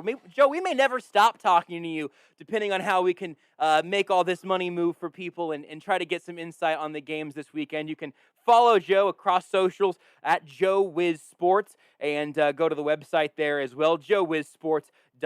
He'll help you get winners. You can also listen to him across all sorts of stations all across the country, plus his show on Sunday morning. Joe, thank you for making some time for us here tonight, and I'm looking forward to getting to chat about some of these lines with you. Hey, Josh, I'm glad to be on 810. Certainly looking forward to the big audience we have out in the Midwest. And, yeah, I plan on being on for a long time, at least till the Final Four when the Jayhawks are there. Listen, I would love that. I'd love to talk to you that long, and I would love to see KU there, keep things interesting around these parts. Before we get into some of the things from this week, tell everybody a little bit about yourself, how long you've been doing this, why you're a person that they deserve to be listening to right now to try to get them set up for a good weekend. Absolutely. The name of the show is called The Feinline. It's basically on nationwide. I'm on in New York, on ESPN, in Chicago, of course, on 810. I'll be on Sunday mornings at 7 a.m., right before the tailgate party, of course. And then basically I've been in the business for over 25 years. If you look at my website, joewizsports.com, I made the biggest legal bet ever in the state of New Jersey opening day at one of the sports books at Monmouth Racetrack. Opening day made the biggest legal bet, and then did the same thing at FanDuel here at the Meadowlands. I'm in New Jersey, just a few miles from MetLife Stadium, so it's great to have this audience out in the Midwest, and hopefully I can give you a little bit of a perspective from outside the box, because everyone is probably talking about the Chiefs and how they're going to win the Super Bowl, and I hate to break everyone's heart, but we'll save that for a little bit later in the show, Josh. But my show will be on Sunday mornings at 7 a.m. I have all the picks for college football and the NFL, and I'm more outside the box. A lot of the people talk about stats and trends. I'm more from the bookmaker perspective. Behind the scenes, that's my background. So I look at what's going on and where the public is, where the smart money is going, and where the stupid money is going. And I try and steer people in the right direction. I'll be giving picks on all the college football games and most of the NFL games, and hopefully we can make your audience a lot of money this year. I would appreciate that. I'm sure they'd appreciate it. Again, Sunday mornings right here on Sports Radio 810. You can hear the Fine Line with this exact Joe Whiz. So tell me a little bit about it from the bookmaker's perspective. I think that's super interesting. You're right that I feel like a lot of guys are out here talking about the trends and the things they're learning as they're seeing it and everything. But I also have the feeling that leads to a lot of stupid money instead of following some of the sharp money. What are some of the mistakes that you see people making, kind of in the general sense as sports bettors? Well, I think the biggest thing, Josh, is they generally navigate towards their home team. I mean, playing Kansas City is not a bad investment, but overall it is, because they had a great record last year. Let's just take a look at the Chiefs. Their record overall, including the playoffs, was 16-3. But if you bet the Chiefs last year and you bet them, you lost money because their record against the spread was 7-11-1, and you were lucky to get that push. So you were definitely a couple of games under 500. So a lot of times people bet with their heart, they bet with emotion, and they bet too many games. You really don't want to do that. You want to be able to single out one or two games. Stay away from the parlays and teasers. They all seem appealing when you do a two-teamer or even a three-team parlay, Josh. You have a 6-1 odds. So it looks great. Wow, I bet $100 and I get back 6-1, but you never see that 6-1 because it's very difficult to pick three winners in any given day. If you could pick one or two, concentrate on what you like and stay disciplined, stay structured, and that's the biggest problem people have. I use the analogy on my show all the time, which is going to be on Sunday mornings right here on 810 at 7 a.m. It's if you go to the bar and you have a drink. Can you go to the bar and have one or two beers and walk home? Most people can't. They don't have the discipline. And I have to admit, it's not easy to go to the bar, have one or two beers, and leave. Most people want to sit there and have 3, 4, 5, or 6 beers. And it's the same analogy with sports betting. You sit there and you start betting 5 or 6 or 7 games, you're not going 7-0 in any given day. So wake up and smell the coffee. Play smart, Don't bet over your head, but try and narrow it down to 1 or 2 games. And discipline is very hard, and we use it in everyday life, whether it's with how healthy you eat or how much you go to the bar. Josh, it just comes to normal reaction. People just overindulge when it comes to sports betting, and when the more games you play, the more you play into the bookmaker's hands. And if you have a plan set up on, let's say, 7 a.m. on Sunday, you set up that plan, you make your picks right then, you probably don't want to be chasing Monday Night Football, right? Absolutely, unless you have an opportunity and you feel it's going to be a good opportunity. Sure. Obviously, this Monday, week 1, I'm looking forward to it. It's going to be a great game, great to see, curious to see all the home fans everywhere, especially over in Vegas when they'll be taking on Lamar Jackson and the Baltimore Ravens.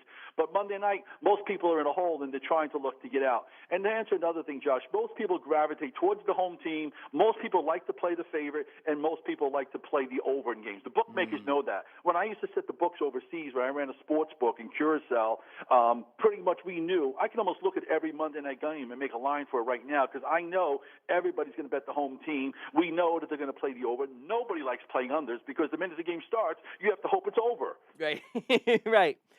that is funny because you're right. I mean, I people say life's too short to bet the under, but also life's too short to make bad bets and lose money. Like if the under's there for you, you're baking in a little bit of extra space because the bookies know you want to bet the over.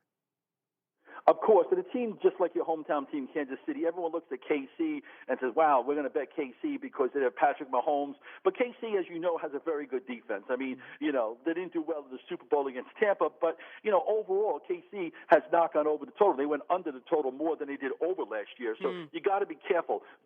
We saw what happened in the Super Bowl. Defense wins Super Bowls, not offenses do.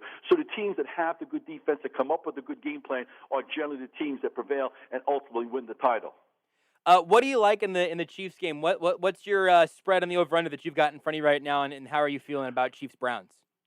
Wow, it's an interesting game. It's one of the more compelling games here. I mean, last year, Cleveland had KC on the ropes in this game. I mean, KC was very fortunate to come out and win this game. And when you look at it here, Kansas City is going to have their hands full once again. I don't think this is going to be a cakewalk. The line in this game is at 6.5, and the total is at 54.5. This game goes at 3:25 Central Time. And when you look at it here, I mean, last year, as I mentioned, Cleveland played well. I mean, and I think that there's one of the few teams that could put a scare to KC to get to the Super Bowl is in the AFC is the Cleveland Browns. Can Cleveland beat KC week 1? It's going to be a daunting task. If I can get 7, though, I'm going to take Cleveland plus the 7. I see the public money moving on KC. Most people are going to be on KC, but I think if Beckham, the big question mark for the Cleveland Browns is Beckham because he's been a distraction. We saw what he did to the Giants. He ruined the Giants. I mean, ever since he went on that party, and he ruined the chance for them to get to the playoffs, and then they went to they went to Green Bay, and they got blown out. But Beckham demands the ball, and if they don't figure out a way of controlling him, it's going to be a problem. They played very well without him last year. They didn't need him. So if Cleveland can figure out a way of keeping Beckham contained and not complaining all the time, I think this game could be decided by less than a touchdown. KC wins, but if you're taking the plus 7, that's where my money is at. I think there's a similar line and also a similarly interesting game of AFC contenders with Steelers-Bills. I see it here at 6.5 and in favor of Buffalo. Do you like that game, or is that one that makes you a little nervous you might want to stay away from? Well, when you look at this game here between Buffalo and Pittsburgh, the big question mark is how is Big Ben going to play? I mean, we all know about Buffalo, and ironically, Buffalo is my team. I hate to tell you this, Josh, but I'm going to break the news early. Buffalo is my team to come out of the AFC and get to the Super Bowl this year. I'm picking the Buffalo Bills. I know everyone's jump on KC. They're the favorites. They're overwhelming favorites. How could you not like KC? But I'm the contrarian. I'm always looking to go against the public trend, and I think that there's good value with a team like Buffalo. Buffalo, if they played it well they did last year, I think that they romped over Pittsburgh last year, and I don't see Pittsburgh with Roethlisberger. I don't think they have the weapons. I think that this game here will be a high-scoring game. The total this game here, the weather will be conducive. The total this game is at 48. I think Buffalo puts 35 points on the board against this Pittsburgh defense. Pittsburgh has not shown they've improved. I think Big Ben will be good for a couple of touchdowns, throwing deep passes.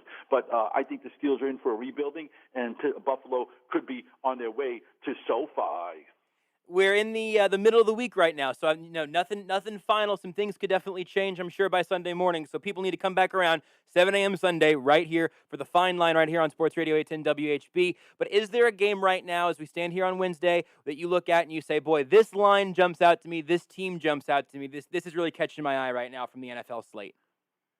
Well, when you look at it here, there's a couple of games here. I'm looking for the Jets. I'm not a Jet fan. Being from the New York area, I think that the Jets getting 4.5 against Carolina, the Panthers haven't proved to me anything, and all they did is take the Jets quarterback, Donald, and took over after the Jets got rid of him, and they're getting 4.5. I don't see why the Panthers are favored in this game here. I think that the Jets are going to come to play, and it wouldn't shock me if the Jets won the game. I'd look at them as a live dog. Josh, there's always certain games I look at, whether it's in football or even basketball. I always look at, hey, does this team have a chance to win? And then when I look at that and say, do they have a chance to win? Great. And then they're an underdog getting 4.5. If the Panthers win this game, it won't be by many points. So I'm taking 4.5. According to my spread, I have this game just about even. With Zach Wilson, I mean, I don't put much credence at the preseason, but we know about Zach, what he did at BYU. And of course, it's different at the pro level. But Panthers don't scare me. I think the Jets are a live dog. I think new head coach Saleh is going to do a real good job. And I think that this game, Jets have a chance to win the game outright, and I'm getting 4.5 points. That's one of these obscure games that nobody's really paying attention to. And being from the New York area, again, I'm not a Jet fan, but I think that getting the 4.5, I think it's a good spot for them to pull the upset and taking the 4.5 and take the money line, Josh. You put up 100, you get back almost 200 if you do the money line if the Jets win the game outright. I like a little live dog. I like the Jets day. That's fun. I like that one. If you want to get more from Joe Wiz, here's what you can do. You can follow him across socials, Instagram and Twitter, at Joe Wiz Sports. Plus, go to joewizsports.com. The Fine Line, 7 a.m. Sunday right here on Sports Radio 810 WHB. What else do they need to know about you, Joe? Well, basically, they're going to know that I play more dogs than I play favorites. And most bookmakers are not afraid of people that play favorites. My pedigree is playing the underdog. I'm always looking to find value. I'm looking to stay away from the favorites because most people that play the favorites don't win. I mean, yeah, the great favorites can win sometimes, but in general, you look for live dogs. Don't be afraid to play underdogs because there's plenty of upsets.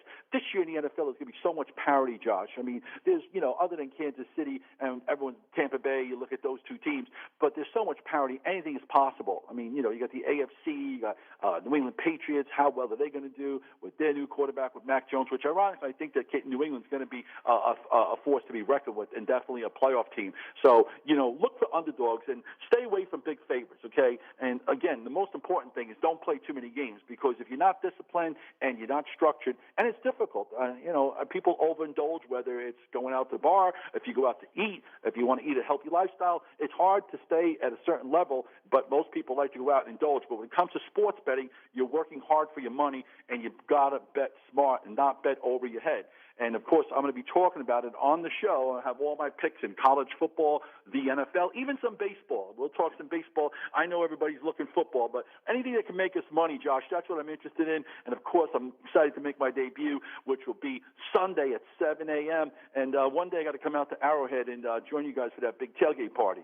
There's always this spot for you out here. You swing by anytime. You let me know ahead of time. We'll get you in the studio. We'll get you a parking spot at Arrowhead, and I'll look forward to it. In the meantime, we're going to stay disciplined. We're going to keep an eye on those dogs and on those unders, and we're going to listen to the Fine Line 7 a.m. Sunday right here on Sports Radio 810, and go to joewizsports.com. Joe Wiz, appreciate your time today. Thanks for joining us. Thank you, Josh. Looking forward to being on with you. More Almost Entirely Sports right after this. Did you know you can listen to Almost Entirely Sports anywhere, anytime? Well, you can. Just search for Almost Entirely Sports wherever you get your podcasts.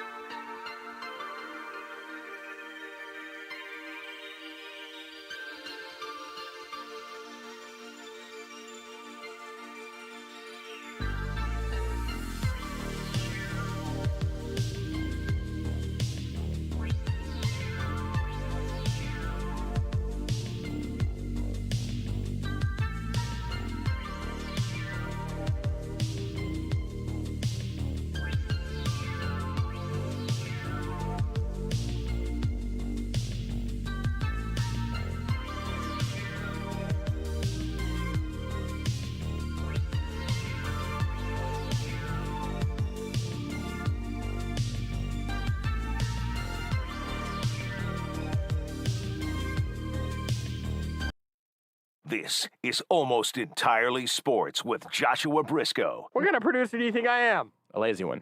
That's fair. I just marked that. I don't know when I'll cut it. I mean, on Sports Radio 810 WHB. If you're just joining us, tonight is the last edition of Almost Entirely Sports, produced by Beards McFly. He's moving to the Zone starting next week. This is our last AES of the week because we got Thursday Night Football tomorrow night, then KU on Friday. So Beards is last Almost Entirely Sports. And especially if you're a listener of the show from the ESPN Kansas City days, we all know that there's one thing that Beards loves more than anything else that we've ever done on this show. Video games. No, it's like an old show staple. I mean, like something within the confines of Almost Entirely Sports. Talking about video games. Beards, you know what it is? Your favorite thing you've ever done. No.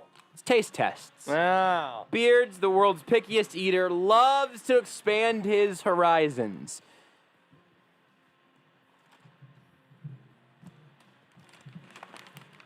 And I have a bag. It's a surprisingly heavy bag. It is a bag from Taco Bell. It also cost like $17, which was more than I thought I was going to have to pay for this. But whenever we come back, we're going to unbag this. There's enough for all of us. In fact, there's 2 for each of us, which has contributed to why it's $17 or whatever. I probably only need 1. Well, they're different. They're slightly different. Oh, okay. And so we're going to have our first of 2 taste tests for Beards' last day next hour. Don't go anywhere. You're listening to Almost Entirely Sports with Joshua Brisco on Sports Radio 810 WHB.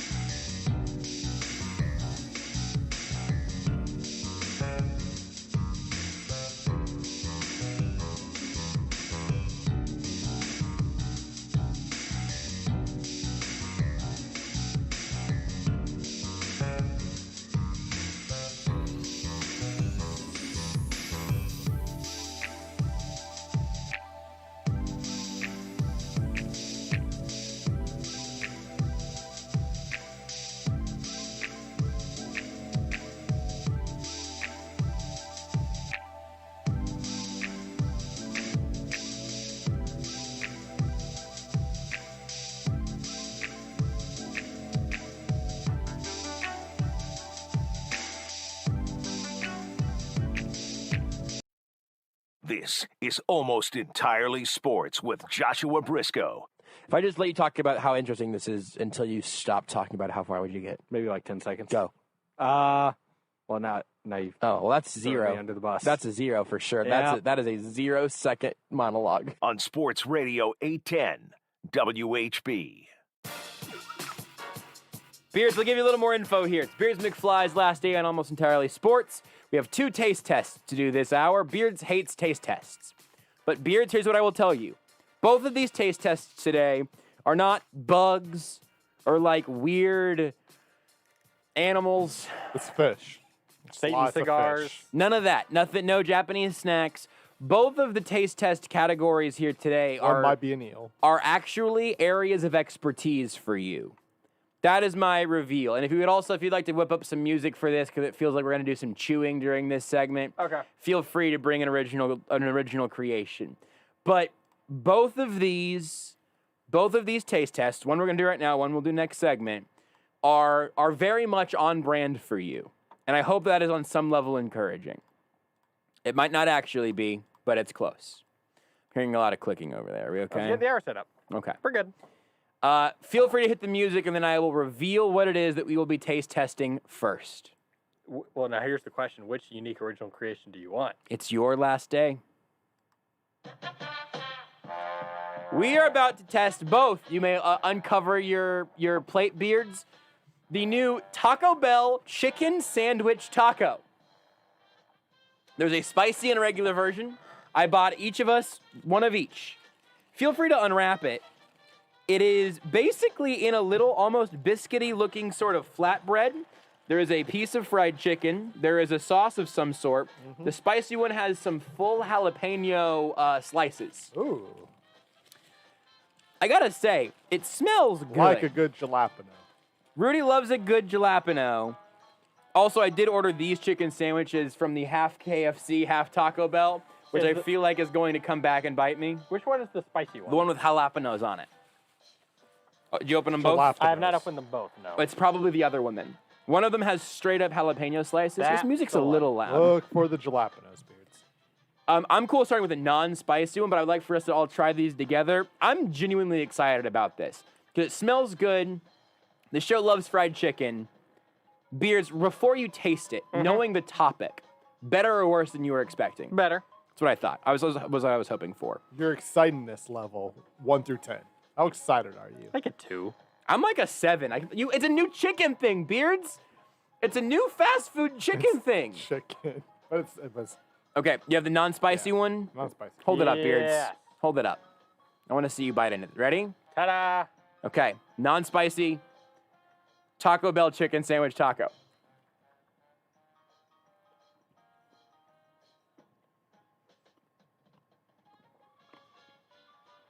It's pretty good. Mm-hmm. It's fine. Beard is already at the water. The bread is not moist. It's dry. The sauce helps. There's a slight spice in the sauce.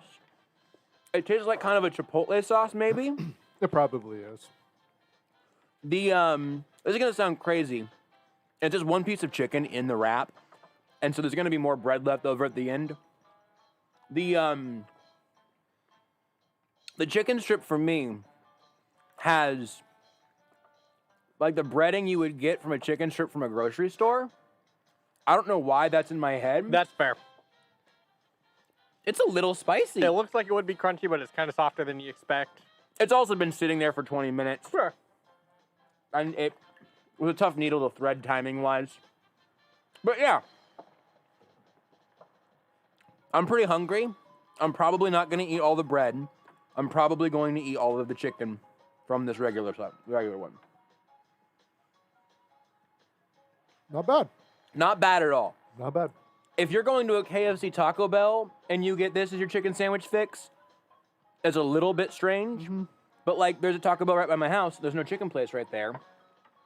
I can definitely see myself going there and getting like a cheesy bean and rice burrito and one of these, you know? Scratch a little bit of both itches. Beards, how much of it have you eaten? I had one bite. It was a pretty good sized bite, though. Hold it up. See? It's not a good... Eat another bite. I'm good. Eat another bite, No, Beards. thank you. Beards, eat another bite. Have one more It's bite. It's your last. chicken. It's chicken. Fine. It's chicken. I'm not giving you bugs. Just wait till he gets on a midday show where they bring you food, but you don't have say in what they bring.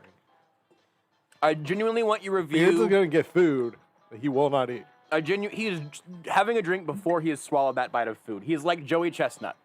I want your genuine review, Beards. This is not a punishment. This is an actual food review show now. Almost entirely food reviews. We wanted to do a taste test, but also something that like wouldn't make you throw up off the balcony. It's chicken. Exactly. Also, I think that was the ranch soda. Yeah. I think that was the one that got me. That was not great. The We ranch are soda, all- the ranch soda was not great. we are all going to the water. That is a real thing. It is not a moist sandy. And I am somebody like when I eat, I naturally also just drink a lot Same. more too. Yeah. But it is the bread because it's a pretty thick piece of bread. It's like a little piece of naan bread, which Yeah. they have flatbread other stuff that I've actually tried. I'm guessing it's the same thing. Let's move on to the spicy one. Mine has exactly 2 jalapeno slices and I think less sauce, which does not bode great for the dryness. Mine has 2 as well. Beards, do you have the spicy one? Let me get it. I almost didn't get you one because I knew you wouldn't want it. I like a good jalapeno. But we're going out with a bang. And I'll tell you this, the next taste test is No a spicy liquid. stuff, Is a liquid? It's a liquid. but it's not ranch. It's not gross sodas. Okay. We'll get there when we get there. I'd rather you be in suspense I now, mean, but 2 of the 3 no one's might out. be Well, we'll see. for him. Yeah. Okay, I moved the jalapeno Or a normal bite. person, no. I moved the jalapeno bite to the end. I'm going and get a little jalapeno. Beards, get like half a bite of jalapeno with it. That's all I ask. Hang on. I do like a pickled jalapeno. These smell like they came off of some ballpark nachos, but I'm kind of here for it. We get there, Beards? Yeah, I'm good. All right.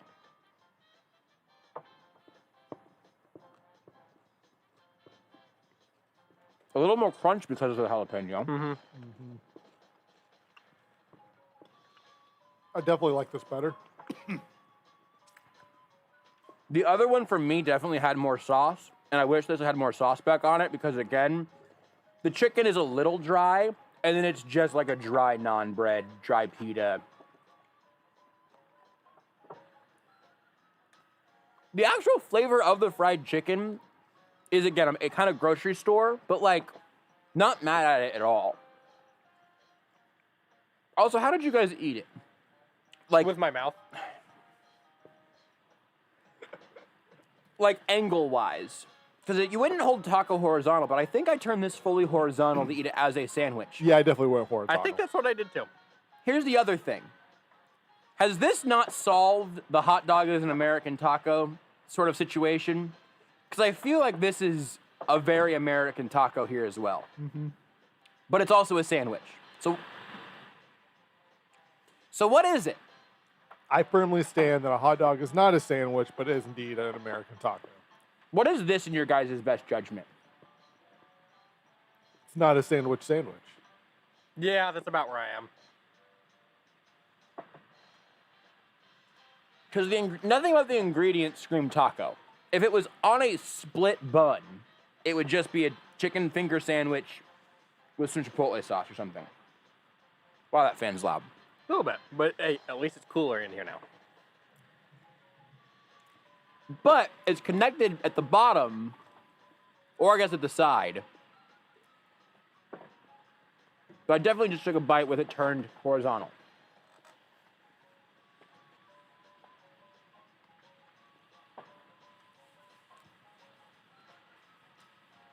I'm not sure. I'm happy with this taste test. I am too. As far as taste tests go, this has probably been the best one. But Yeah. like, I mean, that doesn't say that much. Damning with faint praise, yeah. Like, there's a chance I'll never have this again. I'm happy I tried it. And I'm again, a I big- like a good jalapeno. So you mix a little jalapeno with some chicken, I'm happy. I definitely would say that if you want a chicken sandwich, go to a chicken place. Yeah. But You're at a Taco Bell. if you live and you're like, hey, I also want some chicken along with my taco or my burrito, it's not bad. You're not going to be mad that you got it. They had like a cheesy potato beef like pita thing that I got once. Mm-hmm. I could get one of those and one of these and call it a night. Little cheesy bean and rice burrito, one of these little guys. I think I do prefer the spicy one. Yeah, I do. Needs more sauce. I didn't get any salsa because I didn't think we would need it. And that might be the thing. So it might be I might like go a little getting hot a sauce on side. it. Yeah, putting some salsa on it. Maybe you get a little side of sour cream or something. Whatever, right? You know, you just need a little something extra. Maybe you got something at home. A little Cholulu hot sauce or That's whatever. not what it's called. You're thinking of Cthulhu, the Dark Lord of the Water. Cholulu. I don't think that's it.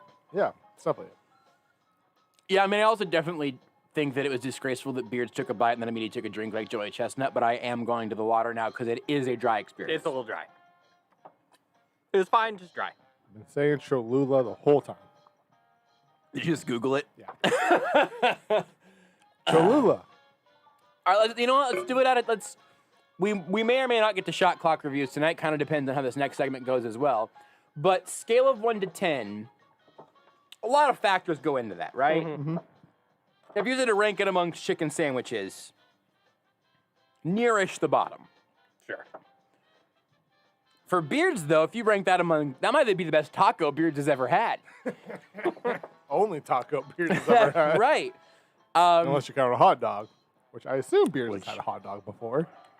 I have. I don't care for hot dogs. Okay. I feel like I knew there was something to that. And I think they're overrated. That's fine. I don't think a hot dog's bad, but it's. I much prefer the hamburger to the hot dog. Yeah, that's fine. I agree. I got no problem with that. I would say that's pretty strong. I got no Pretty problem with that. So understand I'm that really we're ever getting a hot dog if it's like for free. I'm at a barbecue or something. Then I feel kind of obligated to get a hamburger and a hot dog. Or if I'm at like Buck9, it's $1. I'm just like, yeah, give me 4 of these poorly made hot dogs. I think that the two places that I will say I'll take a hot dog, please. I think it has to be outdoors. Yeah. Ballpark or an outdoor barbecue. Backyard barbecue. Yeah, that's really. I gotta any see other the time, grill marks for sure. Yeah. Any other time, it's just kind of weird to get a hot dog. Yeah, I kind of agree with that. Except for every now and then, this might have been a 4th of July thing. I was like, you know what? Kind of want a chili cheese coney from Sonic. Yeah, that's fair. A chili cheese coney, you know? But generally speaking. Understanding that we're grading on a Taco Bell made a chicken sandwich taco curve, what would you guys rate that? Beards, I want you to go first. So 1 out of 10? Yeah, 1 to 10. 1 to 10, somewhere in there, I would say. That was really gross, Beards. Can you please just give your grade? For the non-spicy one, I'd go like a 4 out of 10. Like, it was fine. It was just very dry. Mm-hmm. I'd go like a 4.5 out of 10 on the other one. It had a little You extra preferred the spicy one? A little bit. Whoa. I could die. I like some heat, but I'm not like... And it's not brutal. Crazy. No. Yeah. Rudy, what would you do? I'm very close to Beards. I think I'd go 4 for the non-spicy, maybe 5 for the spicy, and maybe I bumped it up to a 4.5, 5.5, 5 to 6. But that's I'm kind of in a 4 to 5. I think I'm in a 5-6, maybe even a 6-7 if I'm really going. Because here's the thing: if I'm at a Taco Bell drive-thru on Friday, which seems reasonable, frequently am, not even in a car, just laying in it. I'm just laying at a Taco Bell drive-thru. I could see myself going cheesy bean and rice burrito, spicy chicken sandwich taco, and one of those little freezer drinks. But yeah, I think I'd go probably 5 for the regular, 6 for the spicy. Yeah, there's a very good chance I'll never have it again, but it's not because of a dislike. It's just part of it's like I just don't. I'm just not at Taco Bell as much anymore. Yeah, Taco Bell's a big part of my current life journey. Well, and so part of it is because. Obviously, I moved. You're an adult. Well, you grew up? No. Okay, it's just that would have been fair. I moved, and it's been a while, but like I'm definitely somebody who definitely just kind of sticks into my area very much. Yeah. When it comes, especially for fast food. Like Monday, I went to the movies. I had Slims that day for the first time in months because I just don't drive past Slims. Yeah, God, Slims is good. Right. So the only Taco Bell around me is the Taco Bell that's always closed. Anytime I might go to Taco Bell. Yeah, fair enough. Closes. Now, where I used to live, there was one that was up until midnight. So, I'd hit up that Taco Bell frequently. we'll take a break here. Also, they got rid of the grilled cheese burrito, and that just made me cry. That was an achievement. Once it comes back, I'll achievement. probably be back in. So we're gonna take a break, and we're gonna need Beards and Rudy to switch seats here because I want Beards is gonna need some counter space in here, and he's gonna go first. We could all play this game, but this is really for Beards. Beards, I want to tell you a couple things here before we get to it. Okay? Oh boy. Here's my offer to you. Okay? Oh boy. You have to be blindfolded. Oh no. But I will be 100%, no joke, completely honest about the things you'll be tasting.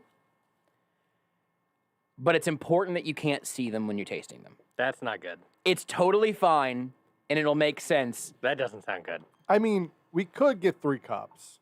No, I want to. It's what. just more. It's just more. It's just more moving parts. I did think about that as well, but I got a bunch of little cans. And so I feel like this will just be the easiest way. You're right. We could do that, but I think it's also funnier if Beards is blindfolded absolutely. because I have a fresh, unused medical mask that I think you can just put over your eyes, and it'll be very funny visually. So I will. I'm gonna go get it. You guys can switch seats, and we'll explain what Beards will be tasting after the break. Want more Almost Entirely Sports? Watch the show live on the Sports Radio 810 Facebook page.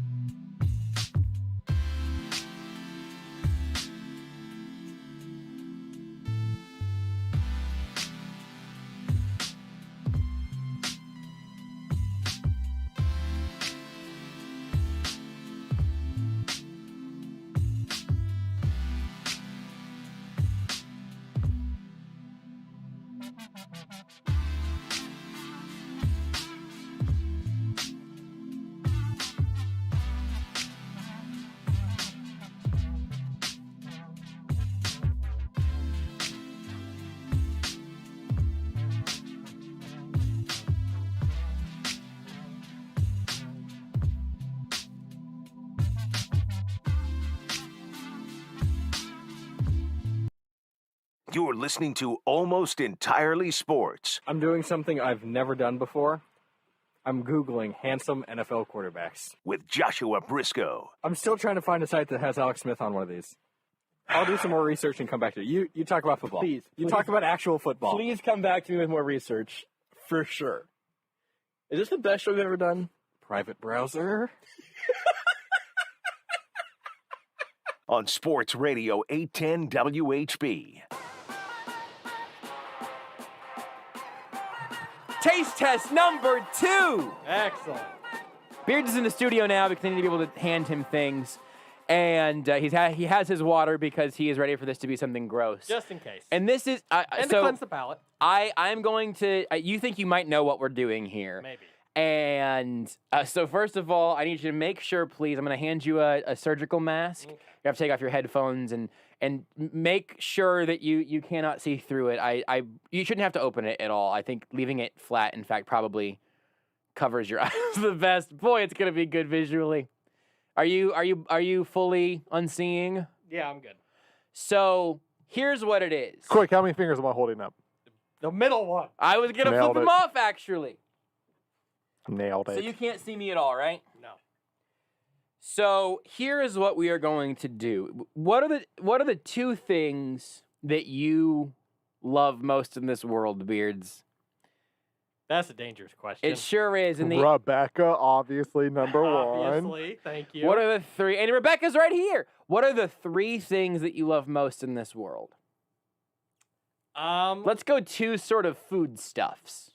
I mean, pizza's always good. I don't have any pizza. Well, that's we might go get pizza after this, though. That is true. true. About that. What's your brand, Beards? Is it Coca-Cola? It is Coca-Cola. Is one of the things that Beards McFly loves very, very much. Coca. I just got you Coke. I specified Coca-Cola. No, I just misheard and I got the other thing. I weirdly spent a lot of money on this hour of the show because that Taco Bell was like $17, and I bought 3 full packs of miniature cans of 3 different sodas today. And Beards, you're blindfolded, and I want you to try these 3 sodas. Oh, boy. If you get them right, you can take home the Coca-Cola. Get them wrong, you're stuck with the Coke. We're going to shake them up and just spray you with them. So here's what we're going to do. I have 3 drinks here. I'm going to tell you what they are. And I just want you to taste them and try to identify them, and then ideally rank them. I know that your rankings will probably reflect what you think they are, but that's part of the fun. I have a Coca-Cola Zero. I have regular Coca-Cola, and I have a regular Pepsi. Okay. What is your level of confidence that you're going to be able... honestly, if you flip Coke Zero and Pepsi, I'm not going to be that ashamed or whatever. But what is your level of confidence that you're going to nail regular Coke? I would say pretty good. I would say pretty good. I think you're right. And also, here's the thing. If you decide you like the Pepsi or you think the Pepsi is the Coke, your eyes have been open to a new experience. When's the last time you had Pepsi, do you think? Like straight Pepsi? Yeah. Probably within the last week or so. Oh, really? Wow. I mean, every once in a while I'll go to a restaurant and they'll do I have only Pepsi or whatever. And you flip the and table. Occasionally I will submit and I will feel like, worthless because I drank a Pepsi. But every once in a while, except for when I go to, I went to Joe's today for lunch. I had a wild cherry Pepsi because they're great. Yeah, I almost got cherry flavored ones, but that would have just been delicious and not really the game. I had to take a pause to open the Twitch because I have to see what Beards looks like at this angle. Is it good? It's very, very funny to me. Excellent. The other thing is that the mask is covering like his upper lip, so occasionally your teeth just pop out and you look sort of like an orc from Lord of the Rings. Like there's something weird going on there that's really disconcerting. Definitely looks almost like Pyramid Head from Silent Hill. Yeah, it's just because there's a little bit of essentially a point at the end of the mask. So with the hat, it kind of looks. You look a little bit like you belong in a Silent Hill movie. Do you have one of Beards' original creations over there, Rudy, or did you make something of your own for this moment by any chance? I don't know. I don't know if Beards can produce from this side of the glass as well. Top right corner of the hotkeys. Top right corner of the hotkeys, Beards says. That is right. I know where it is. Go ahead. It's been a while since I've been back here, so to remember where everything is at. Go ahead and hit it, Rudy. I also forgot how much I hate this mic because I put it up because I'm a tall boy, and then it just slowly goes down away from my face. It doesn't stay up. We have ads for that. Hit it, Beards. Oh, Rudy. Stunned that something here is broken.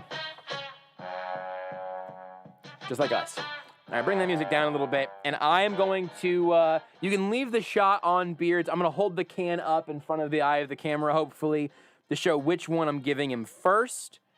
Let's see if that's going to pop up there. Beautiful. We there. So, Beards, go ahead and extend your right hand. I'm going to let you open these yourself and everything. To the console, I'm sliding it through like that little space in the glass. There you go. A little more to your left. A little more to your left. Okay, little up. reach your hand out. A little up. Nope, There you go. That's your there bottle. You go. That's your bottle. There's the can. Yay. All right, so Beards is going to open this can of brown soda. He tore the tap off of it. That's habit. I've done that since I was like 3. Okay. Such a weirdo. Right into the microphone and no peeking. Nope, no peeking. I'm making sure. But also don't, I mean, I'm not going to use that mask again, but I don't want you to, again, I said again like I have not used it. Just initial thoughts. Walk me through the taste hitting your mouth there. That is not Pepsi. Hmm. That is not Coke. I think that's Coke Zero. Okay, go ahead and slide that just to a safe. I've had Coke Zero, I think, once in my life. And you think that one is a Coke think Zero? That's Coke Zero. Okay. Let's go ahead and go. Yep, I'll just hand it right to you there. Okay. That's number 2. I'm not sure I showed it, but Beards, will you hold that one up a little bit to the camera? Thank you. No peekies. No little peekums. Rip off that tab. Ripping off that tab like a normal person would. We have a sip. What do people rip off the tabs of the drink? I think maybe as a habit to. Just so it doesn't get in the way. Okay. How are you feeling about? Way, how are you feeling about this can of brown soda? He's thinking. He's really thinking. What's going through your mind right now? Talk me through it. I think that's Coke. Okay. What's the hesitance? Out of curiosity. Think. I don't know. Just you don't want to be making wrong. sure. Or, okay, Just making that's sure. all right. On a scale of 1 to 10, how confident are you in your prediction? I go like an 8. Okay, that's pretty confident. Okay, so right now your belief is that I'll give you a chance to try to reorganize at the end if you want. But your belief is the first one was Coke Zero, the second one was regular Coke. Yes. Which would lean towards this one being Pepsi. Yeah. But Taste gotta it show the and camera. see if you still think so. And so I will be very, very very curious to see if the third one sort of shuffles off the first two, because that would be tear off the tab. Tear it off. Plot twist, it's He did just run his face into the microphone. Plot twist, Beards, it's ranch soda. Oh man, he would never die. forgive me. That's Pepsi. Okay, so you've given, that was your most definitive answer for sure. Yep, because it's the sweetest. Interesting. So your belief is Pepsi that is sweeter than Coke. That is my belief. you believe that we went Coke Zero, regular Coke, and then Pepsi. Yes. Yeah. Do we have any sounders over there, Rudy, for the dramatic effect of winning or losing? Check the 8. Check there's a He bottom is one at the blindly bottom that producing says sound. This is fantastic. I think there might be something So in there. first, let's go one at a time. If you have the ups and downs there, Rudy. I've got something. Okay, your first one you said was Zero. Coke Zero. Whoa, that's Really quiet. That is but very quiet. correct. Give me 1 second. Let's do that again. Coke Zero. Number 2 you believed was regular Coca-Cola. Yes. And number 3 is Pepsi. He's still Beards, folks. He's still Beards. Very no. 3, 4, 3. Great work. Nailed it. I'm gonna have some more of this here. Can I play this game just in this same segment? We have time. Oh yeah, we're in the second segment. Hand me that mask. I'm gonna fold it in a way that I don't have to. Okay. I used this We're gonna figure it out. I'm That's gonna fine. close it in half or something. Rudy, do you want to play as well? I'll watch you play. You guys can switch back after one of us goes. Do I here. need to be the judge here and hand you the things? I honestly was gonna just like shuffle them, but yeah, that makes a lot more sense to me. Okay. I have, just for the record, not as much confidence as you do I have no confidence. that you would get it right. Yeah. We should definitely have you play, especially if this works. I feel like Coke Zero I might be able to tell, but I've had a decent amount of Coke Zero in my life, I think. Which side was on the bottom for you, Beards? I'm gonna flip it backwards. I'm just gonna flip it backwards. The not metal side. Great. The metal tip was at the top. I should say I've got like 10 of those in my backpack. What did Rudy say? He's got like 10 masks in his backpack. Okay, well this is upside down and backwards, and I feel pretty safe here. I'm definitely getting a Beards little was light from underneath. Patient Zero. We've been around him for long enough. That I'm also Here's number we're all 1. good. My eyes are also closed under here. Okay, here's number 1. Yeah. Ooh, that's a poppy boy. Poppy boy. That's a. I'm definitely risking seeing here. I but know, I'm- it's difficult. It is. Plot twist, ranch soda. I think that's regular Coke by the smell. I think.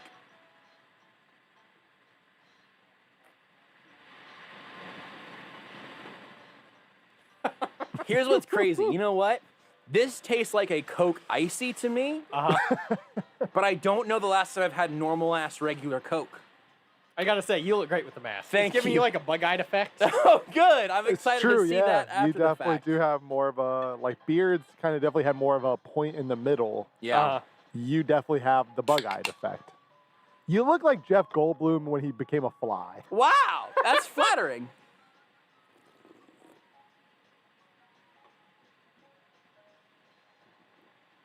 That one's Coke Zero. Lift it up again. Okay, I see which one you This tried one from. I just had. Cool. That's Coke Zero. I'm gonna just play it real There's the confident. third one. I haven't had Pepsi in an extremely long regular Pepsi. I guess I had cherry Pepsi recently. Mm-hmm.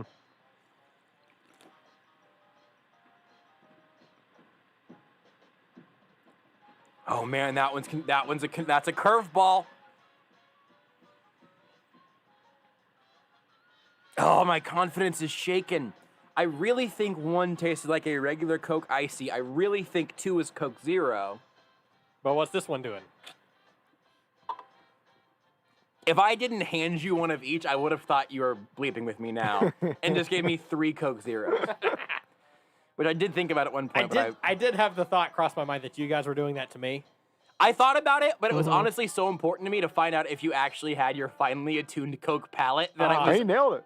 And you nailed it. Absolutely nailed it. I think I just got Coke. I'll play for the buzzers. Okay. Number 1, am I over here? Beards, is this close? Yes, number 1. This is number 1? Number 1. Raise it up. Raise it to the sky. What's your guess? Coca-Cola.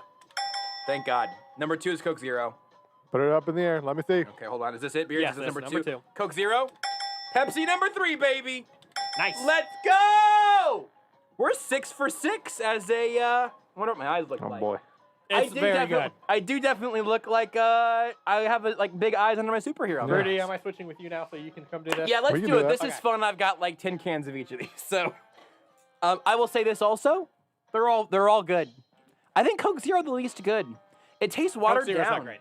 I really thought I liked Coke Zero, and I think I liked normal Pepsi more than I liked Coke Zero. I also didn't bleep with diet sodas because that would have been too easy, right? You have another mask in your bag, you said, Rudy? Excellent. This is great. I'm loving this. I love this taste test game. The Chiefs play their first regular season game of the season in 4 days.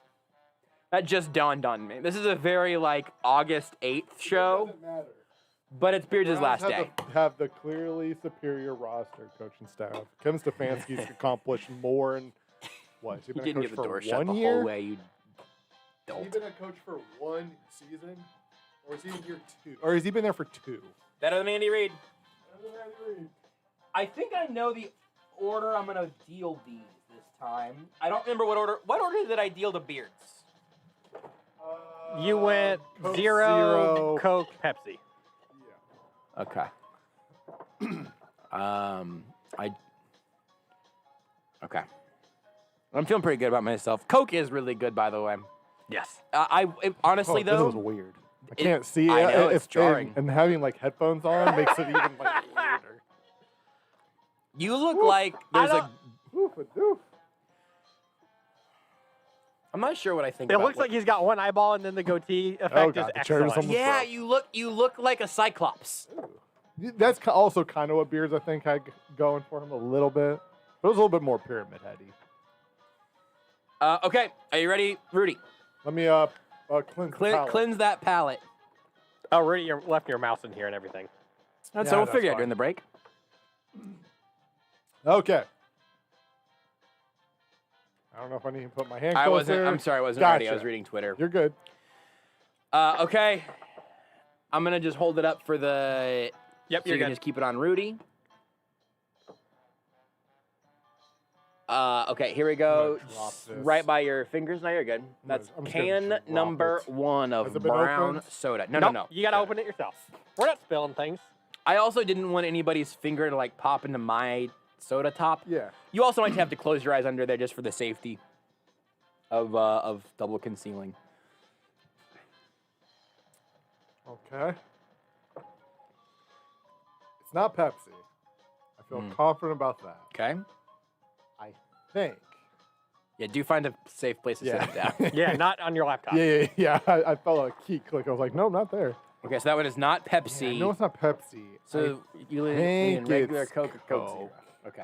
But I think once I have the Coke, when I have the Coke Zero, the other one, I think I'll know. Okay. Tap that tab. Beard always pop a rips the key tab into off. it. I always tap my cans like Shotgun 3 that times. mother. It is weird. We do weird things. Okay. Oh man, I don't have a clue. I don't know what any of these first two are.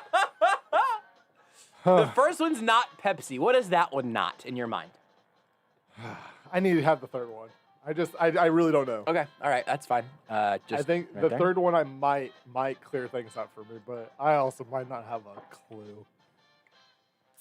I don't drink a lot of Coke or Pepsi. I went back to the Pepsi just now just to taste it again, and I do think that Coke is superior, but I think Pepsi gets a bad rep. Also, Pepsi solved police brutality in that one ad. It All right, and what's Kendall Jenner? Yeah, one of them. Okay, Rudy's. A Jenner. I'm like 99% confident that this is Coke Zero. Okay. I feel pretty good about that. Okay. So number 3, you feel pretty good as Coke Zero. Yeah, which makes me think number 1 actually might indeed be Pepsi. You said it wasn't Pepsi. I know what I said. I just wanted to I'm remind going you. 1 Pepsi. Hold on. Okay, These are not final answers yet. Just talk it out. I don't want you to give final answers I don't just know. yet. I want you to go one at a time when you go final answers. I was trying to think of which one tastes the sweetest because beer said sweeter, but none of them. They all kind of taste the same to me. But that one tasted very But when you do different. nothing but drink Coke, Pepsi always tastes sweeter. Yeah. But But that's how 1 and Rudy's 2 palate also is. tasted Right. so similar that I feel like that has to be Coke and Coke Zero. 3 just had almost like a diet taste to it, which is like Coke Zero is essentially. It's not fully Diet Coke, but it's similar. So, Beards, I'm just making sure I got the order right. This was number 1. Yes. This was Okay. number 2. Yes. This was number 3. Okay, I got my. If I get this right, it's pure luck. One but at a time. Don't undersell yourself. You're on a good track. Am I hitting yes or no? One at a as the time. answers Yes, one at a time. Rudy Salazar, what was number 1? Pepsi. After boy. saying it was not, definitely not definitively said it was not Pepsi.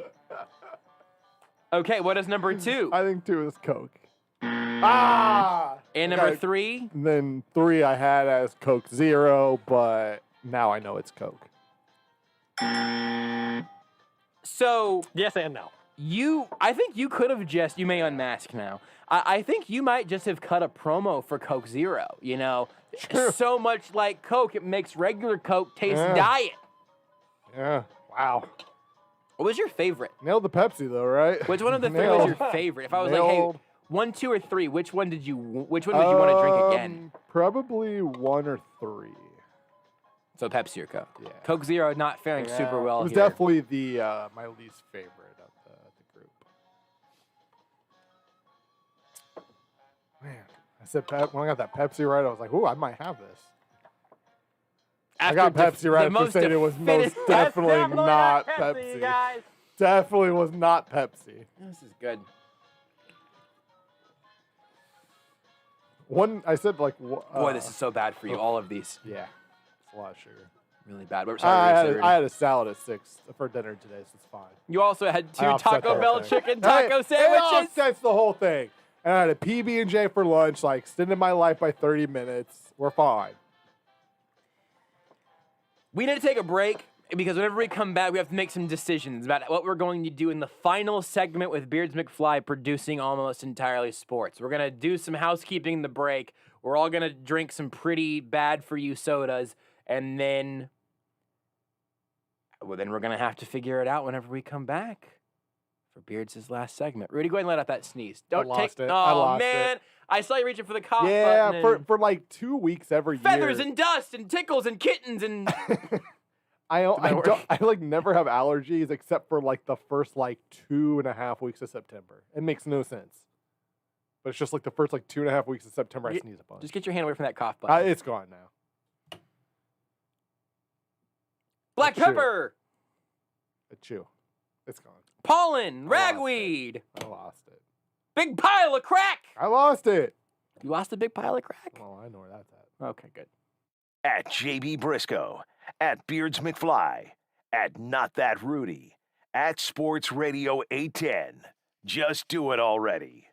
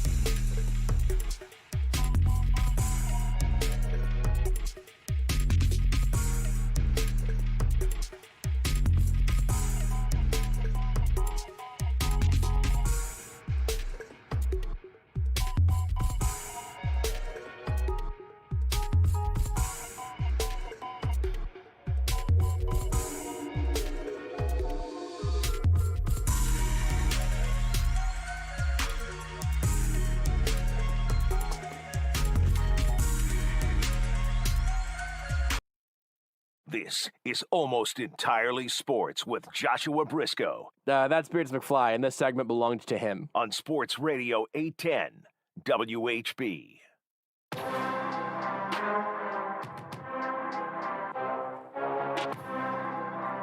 Here it is.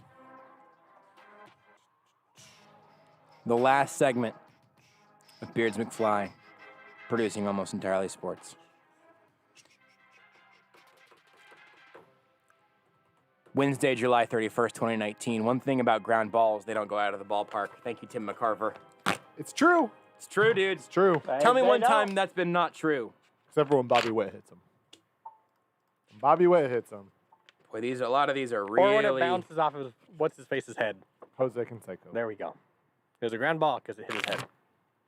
When you throw a lot of strikes, you get a lot of strikes. Just for true. Just for fun. Go to August 27th. That's your birthday? Yes.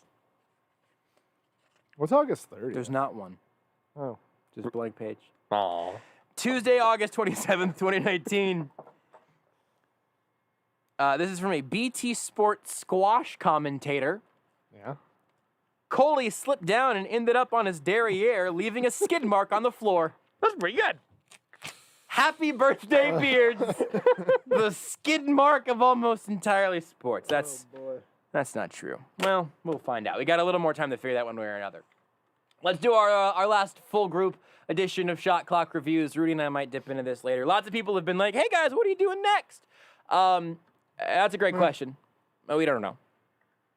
We hope to know soon, but we do not know. Beards is moving on to the zone. He'll be producing 10 to 2 every weekday here on Sports Radio 810. And Chiefs postgame, except for the first 3. Well, except for 2 out of the first 3. There we go. And then like one in the middle, and I'll be here for the Ravens game with the Chiefs beat them by like 15. Oh, here's a question I meant to ask. Are you moving downstairs with the zone crew? Yeah. I think you have to. He's not allowed. There's no space. There's no desks down there. Then you find it. I think you left the nest. You're the baby bird. You left the nest. You fall to the ground. Tough luck. You got to find a little spot on the ground down there. I'll just take Soren's desk. It's fine. I'm sure he'll be fine with that. Yeah. I feel like you've got to. It's real bad. We have a sign that says Almost Entirely Sports on the door of our office, and that's not your show anymore. I'm grandfathered in. There is a PlayStation 2 down there, though, so Says who? You can play video games. Who would grandfather you in? Me? Me. No! What? That's how this works, Beards. Let's do some Shot Clock reviews. These music beds have gotten a lot of use today. I think me and Josh did like 99% of the work on that office. Well, it's because Beards was on his world traveling vacation that he took for 6 months. Voluntarily. His voluntary 6-month vacation. More like 9 months. Wow, you took a long time off. Took a lot of time off and still got the promotion. It's, hell of a racket you pulled there, Beards. Rudy, which one of these are you doing? These? Are you doing these 4 here? Yeah. That first 4 clumped together. Tell me about the podcast X-Ray Vision, Rudy. Yeah, so X-Ray Vision is a podcast hosted by Jason Concepcion, and each week then he also has a different co-host, somebody who is kind of works in nerd culture, because it's a podcast about nerd culture. Obviously, largely it's been Marvel through the first 2 episodes because there's a lot of Marvel stuff coming out, but they'll talk about DC, Suicide Squad stuff, some video game stuff. It is a nerd podcast. Jason Concepcion is hilarious. I'm just happy to have him doing something where I can listen to him. It's been really good so far. A good 7.5 out of 10. Real fast, one thing. Listen to the first episode. Listen to his red carpet story. It's the best. It's one of the best stories I've ever heard. Still need to do that. Did you give it a number? 7.5 7.5 out of 10. out of 10. With I think it can grow because it's 2 episodes in. I'd like to talk about completing a season of something that I've mentioned at least briefly. I finished the first season of the Harley Quinn HBO show. Nice. It's great, guys. I've heard really good things. It's really good. You can watch it while you're eating breakfast or hanging out at the end of the night. You want 20 minutes. You don't want to just bleep around on YouTube for an hour, which I do very frequently. Not only does it have good character development, it ends up doing some extremely good character development around Harley Quinn, and then also her relationship with the Joker and how bleeped up all that is. It's really good. I heard good things and was still impressed. It's an 8 out of 10 that first season. Season 2's out. I haven't watched it yet. So DC obviously gets like maybe bad rap's not the right word, but like the movies pale in comparison, obviously, to Marvel, right?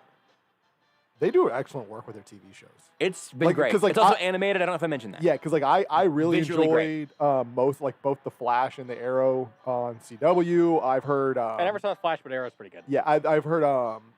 Essentially, I don't. I just know Seth Kaiser thinks Stephen Amell is a real hottie. Well, have you seen him? Oh yeah, no, I'm not disagreeing. I just remember there was a whole bit about. But then like there are other HBO Max shows, like the Teen Titan one I've heard is really good, and Doom Patrol I've heard is really good. Like they do a great job with their TV shows.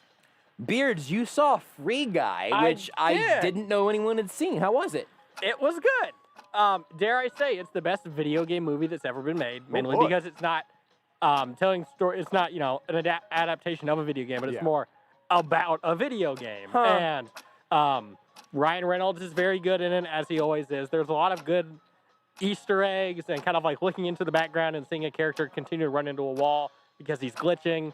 And that kind of stuff. It's enjoyable. It's good. I had a good time. I'd give it like a 7.5 out of 10. Is it better than Wreck-It Ralph? Yes. That's what it sounded kind of similar, but it's obviously it's live good. action. I had a lot of fun. Rudy, you went and saw Shang-Chi and the Legend of the Ten Rings. Is that right? Tell me about Nailed it. So it was it was incredible. And obviously there were, like most of the reviews backed it up, but it was just it is such a different style of movie that Marvel's done, and it really felt like even though there have been other Phase 4 projects, this really did feel like the kickoff of something completely new. It really brought back even like a little bit of nostalgia, like growing up watching Jackie Chan movies and like Crouching Tiger, Hidden Dragon. It was like an homage to those type of movies. Truly, the action scenes were best action scenes Marvel's ever done. They were truly beautiful, like gorgeous. It was. Do you need an offensive rebound? I'm about to get this. Oh, you're there? You ready? Yeah, I've said because I don't want to give away too much. Go watch the movie. I don't want to give spoilers. It is a 10 out of 10. Wow, and actually, 10 rings out of 10 rings. 10 rings. And here's the thing. She's like, why? Rotten Tomatoes audience score, highest Marvel movie ever, 98%. Wow. Yep. Wow. It's fantastic. Also, sorry, I should have just done the it. rebound. Best post-credit scene in Marvel history by far. Not even close. I gotta watch Best it. one. That is a good endorsement. I finally finished watching Birds of Prey. I finished the HBO season 1 of the Harley Quinn show, and then it was on HBO Max. I watched the first 20 minutes with Renee. I fell asleep. She finished watching it. I basically rewound it some and then watched the last hour and a half. Mm-hmm. Also really good. Margot Robbie as Harley Quinn is excellent. Visually, it's a lot of fun. Mm-hmm. Ewan McGregor as this very over-the-top, I think he's a Black Mask or Black Skull or whatever it's called. Sometimes he can be kind of I'll take a rebound.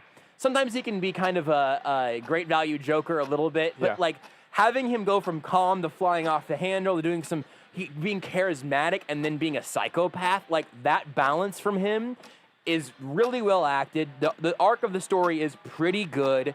I enjoyed it a lot, and if you haven't watched it, I would recommend watching it. Don't go in with incredibly high expectations and just be pleasantly surprised by the ride. It was very, very good. I'll give it a 7.5 out of 10. These are all things you can see on HBO Max, correct? Also on HBO Max. Yeah. Cool. Yep. I was pretty sure, basically, because HBO Max and DC have a partnership, so everything's basically there. But just so people. We need to skip to 3 here. Beards, tell me about Hades. So I finally started playing it. Rebecca and I started playing it because you keep recommending it, and it was free on Game Pass. I like it. I don't love it. I like the art style. The art style is fun. It is. It makes me think of Dark Souls just in the idea of dying a lot and that kind of stuff. Roguelike, but unlike Dark Souls where it's you die and you're like, oh man, I messed up doing this one thing or the other thing. It feels more like a numbers crunch a little bit, and I'm not loving that part of it. I don't know. I'll give it a 7 out of 10. I'm not super far into it, but I'm willing to keep going. I don't think the numbers crunch thing really lasts. What's our out time again, Beards? 54. Okay. Oh, boy.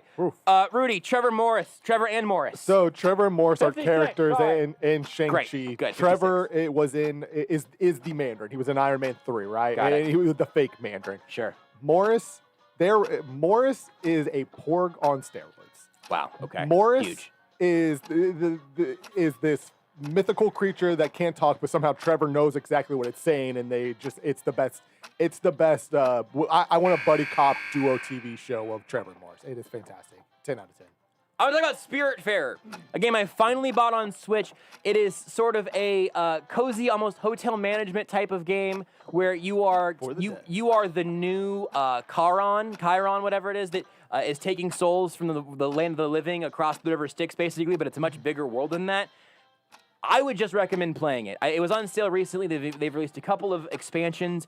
It does everything that it does very well. It is not very intense. It is very fun. I love it. It's a 9 out of 10 for me. I keep going back to it. I'm going to skip my last one. Rudy, tell me quickly about a new TV show. So I found this show, and it might be the most wholesome, joyful show I've ever watched in my entire life. And I do not know how people aren't talking more about this, because honestly, it's truly incredible. Ted Lasso might be the best show I've watched in a while. It is so good! Josh, I think you'd really like it, man.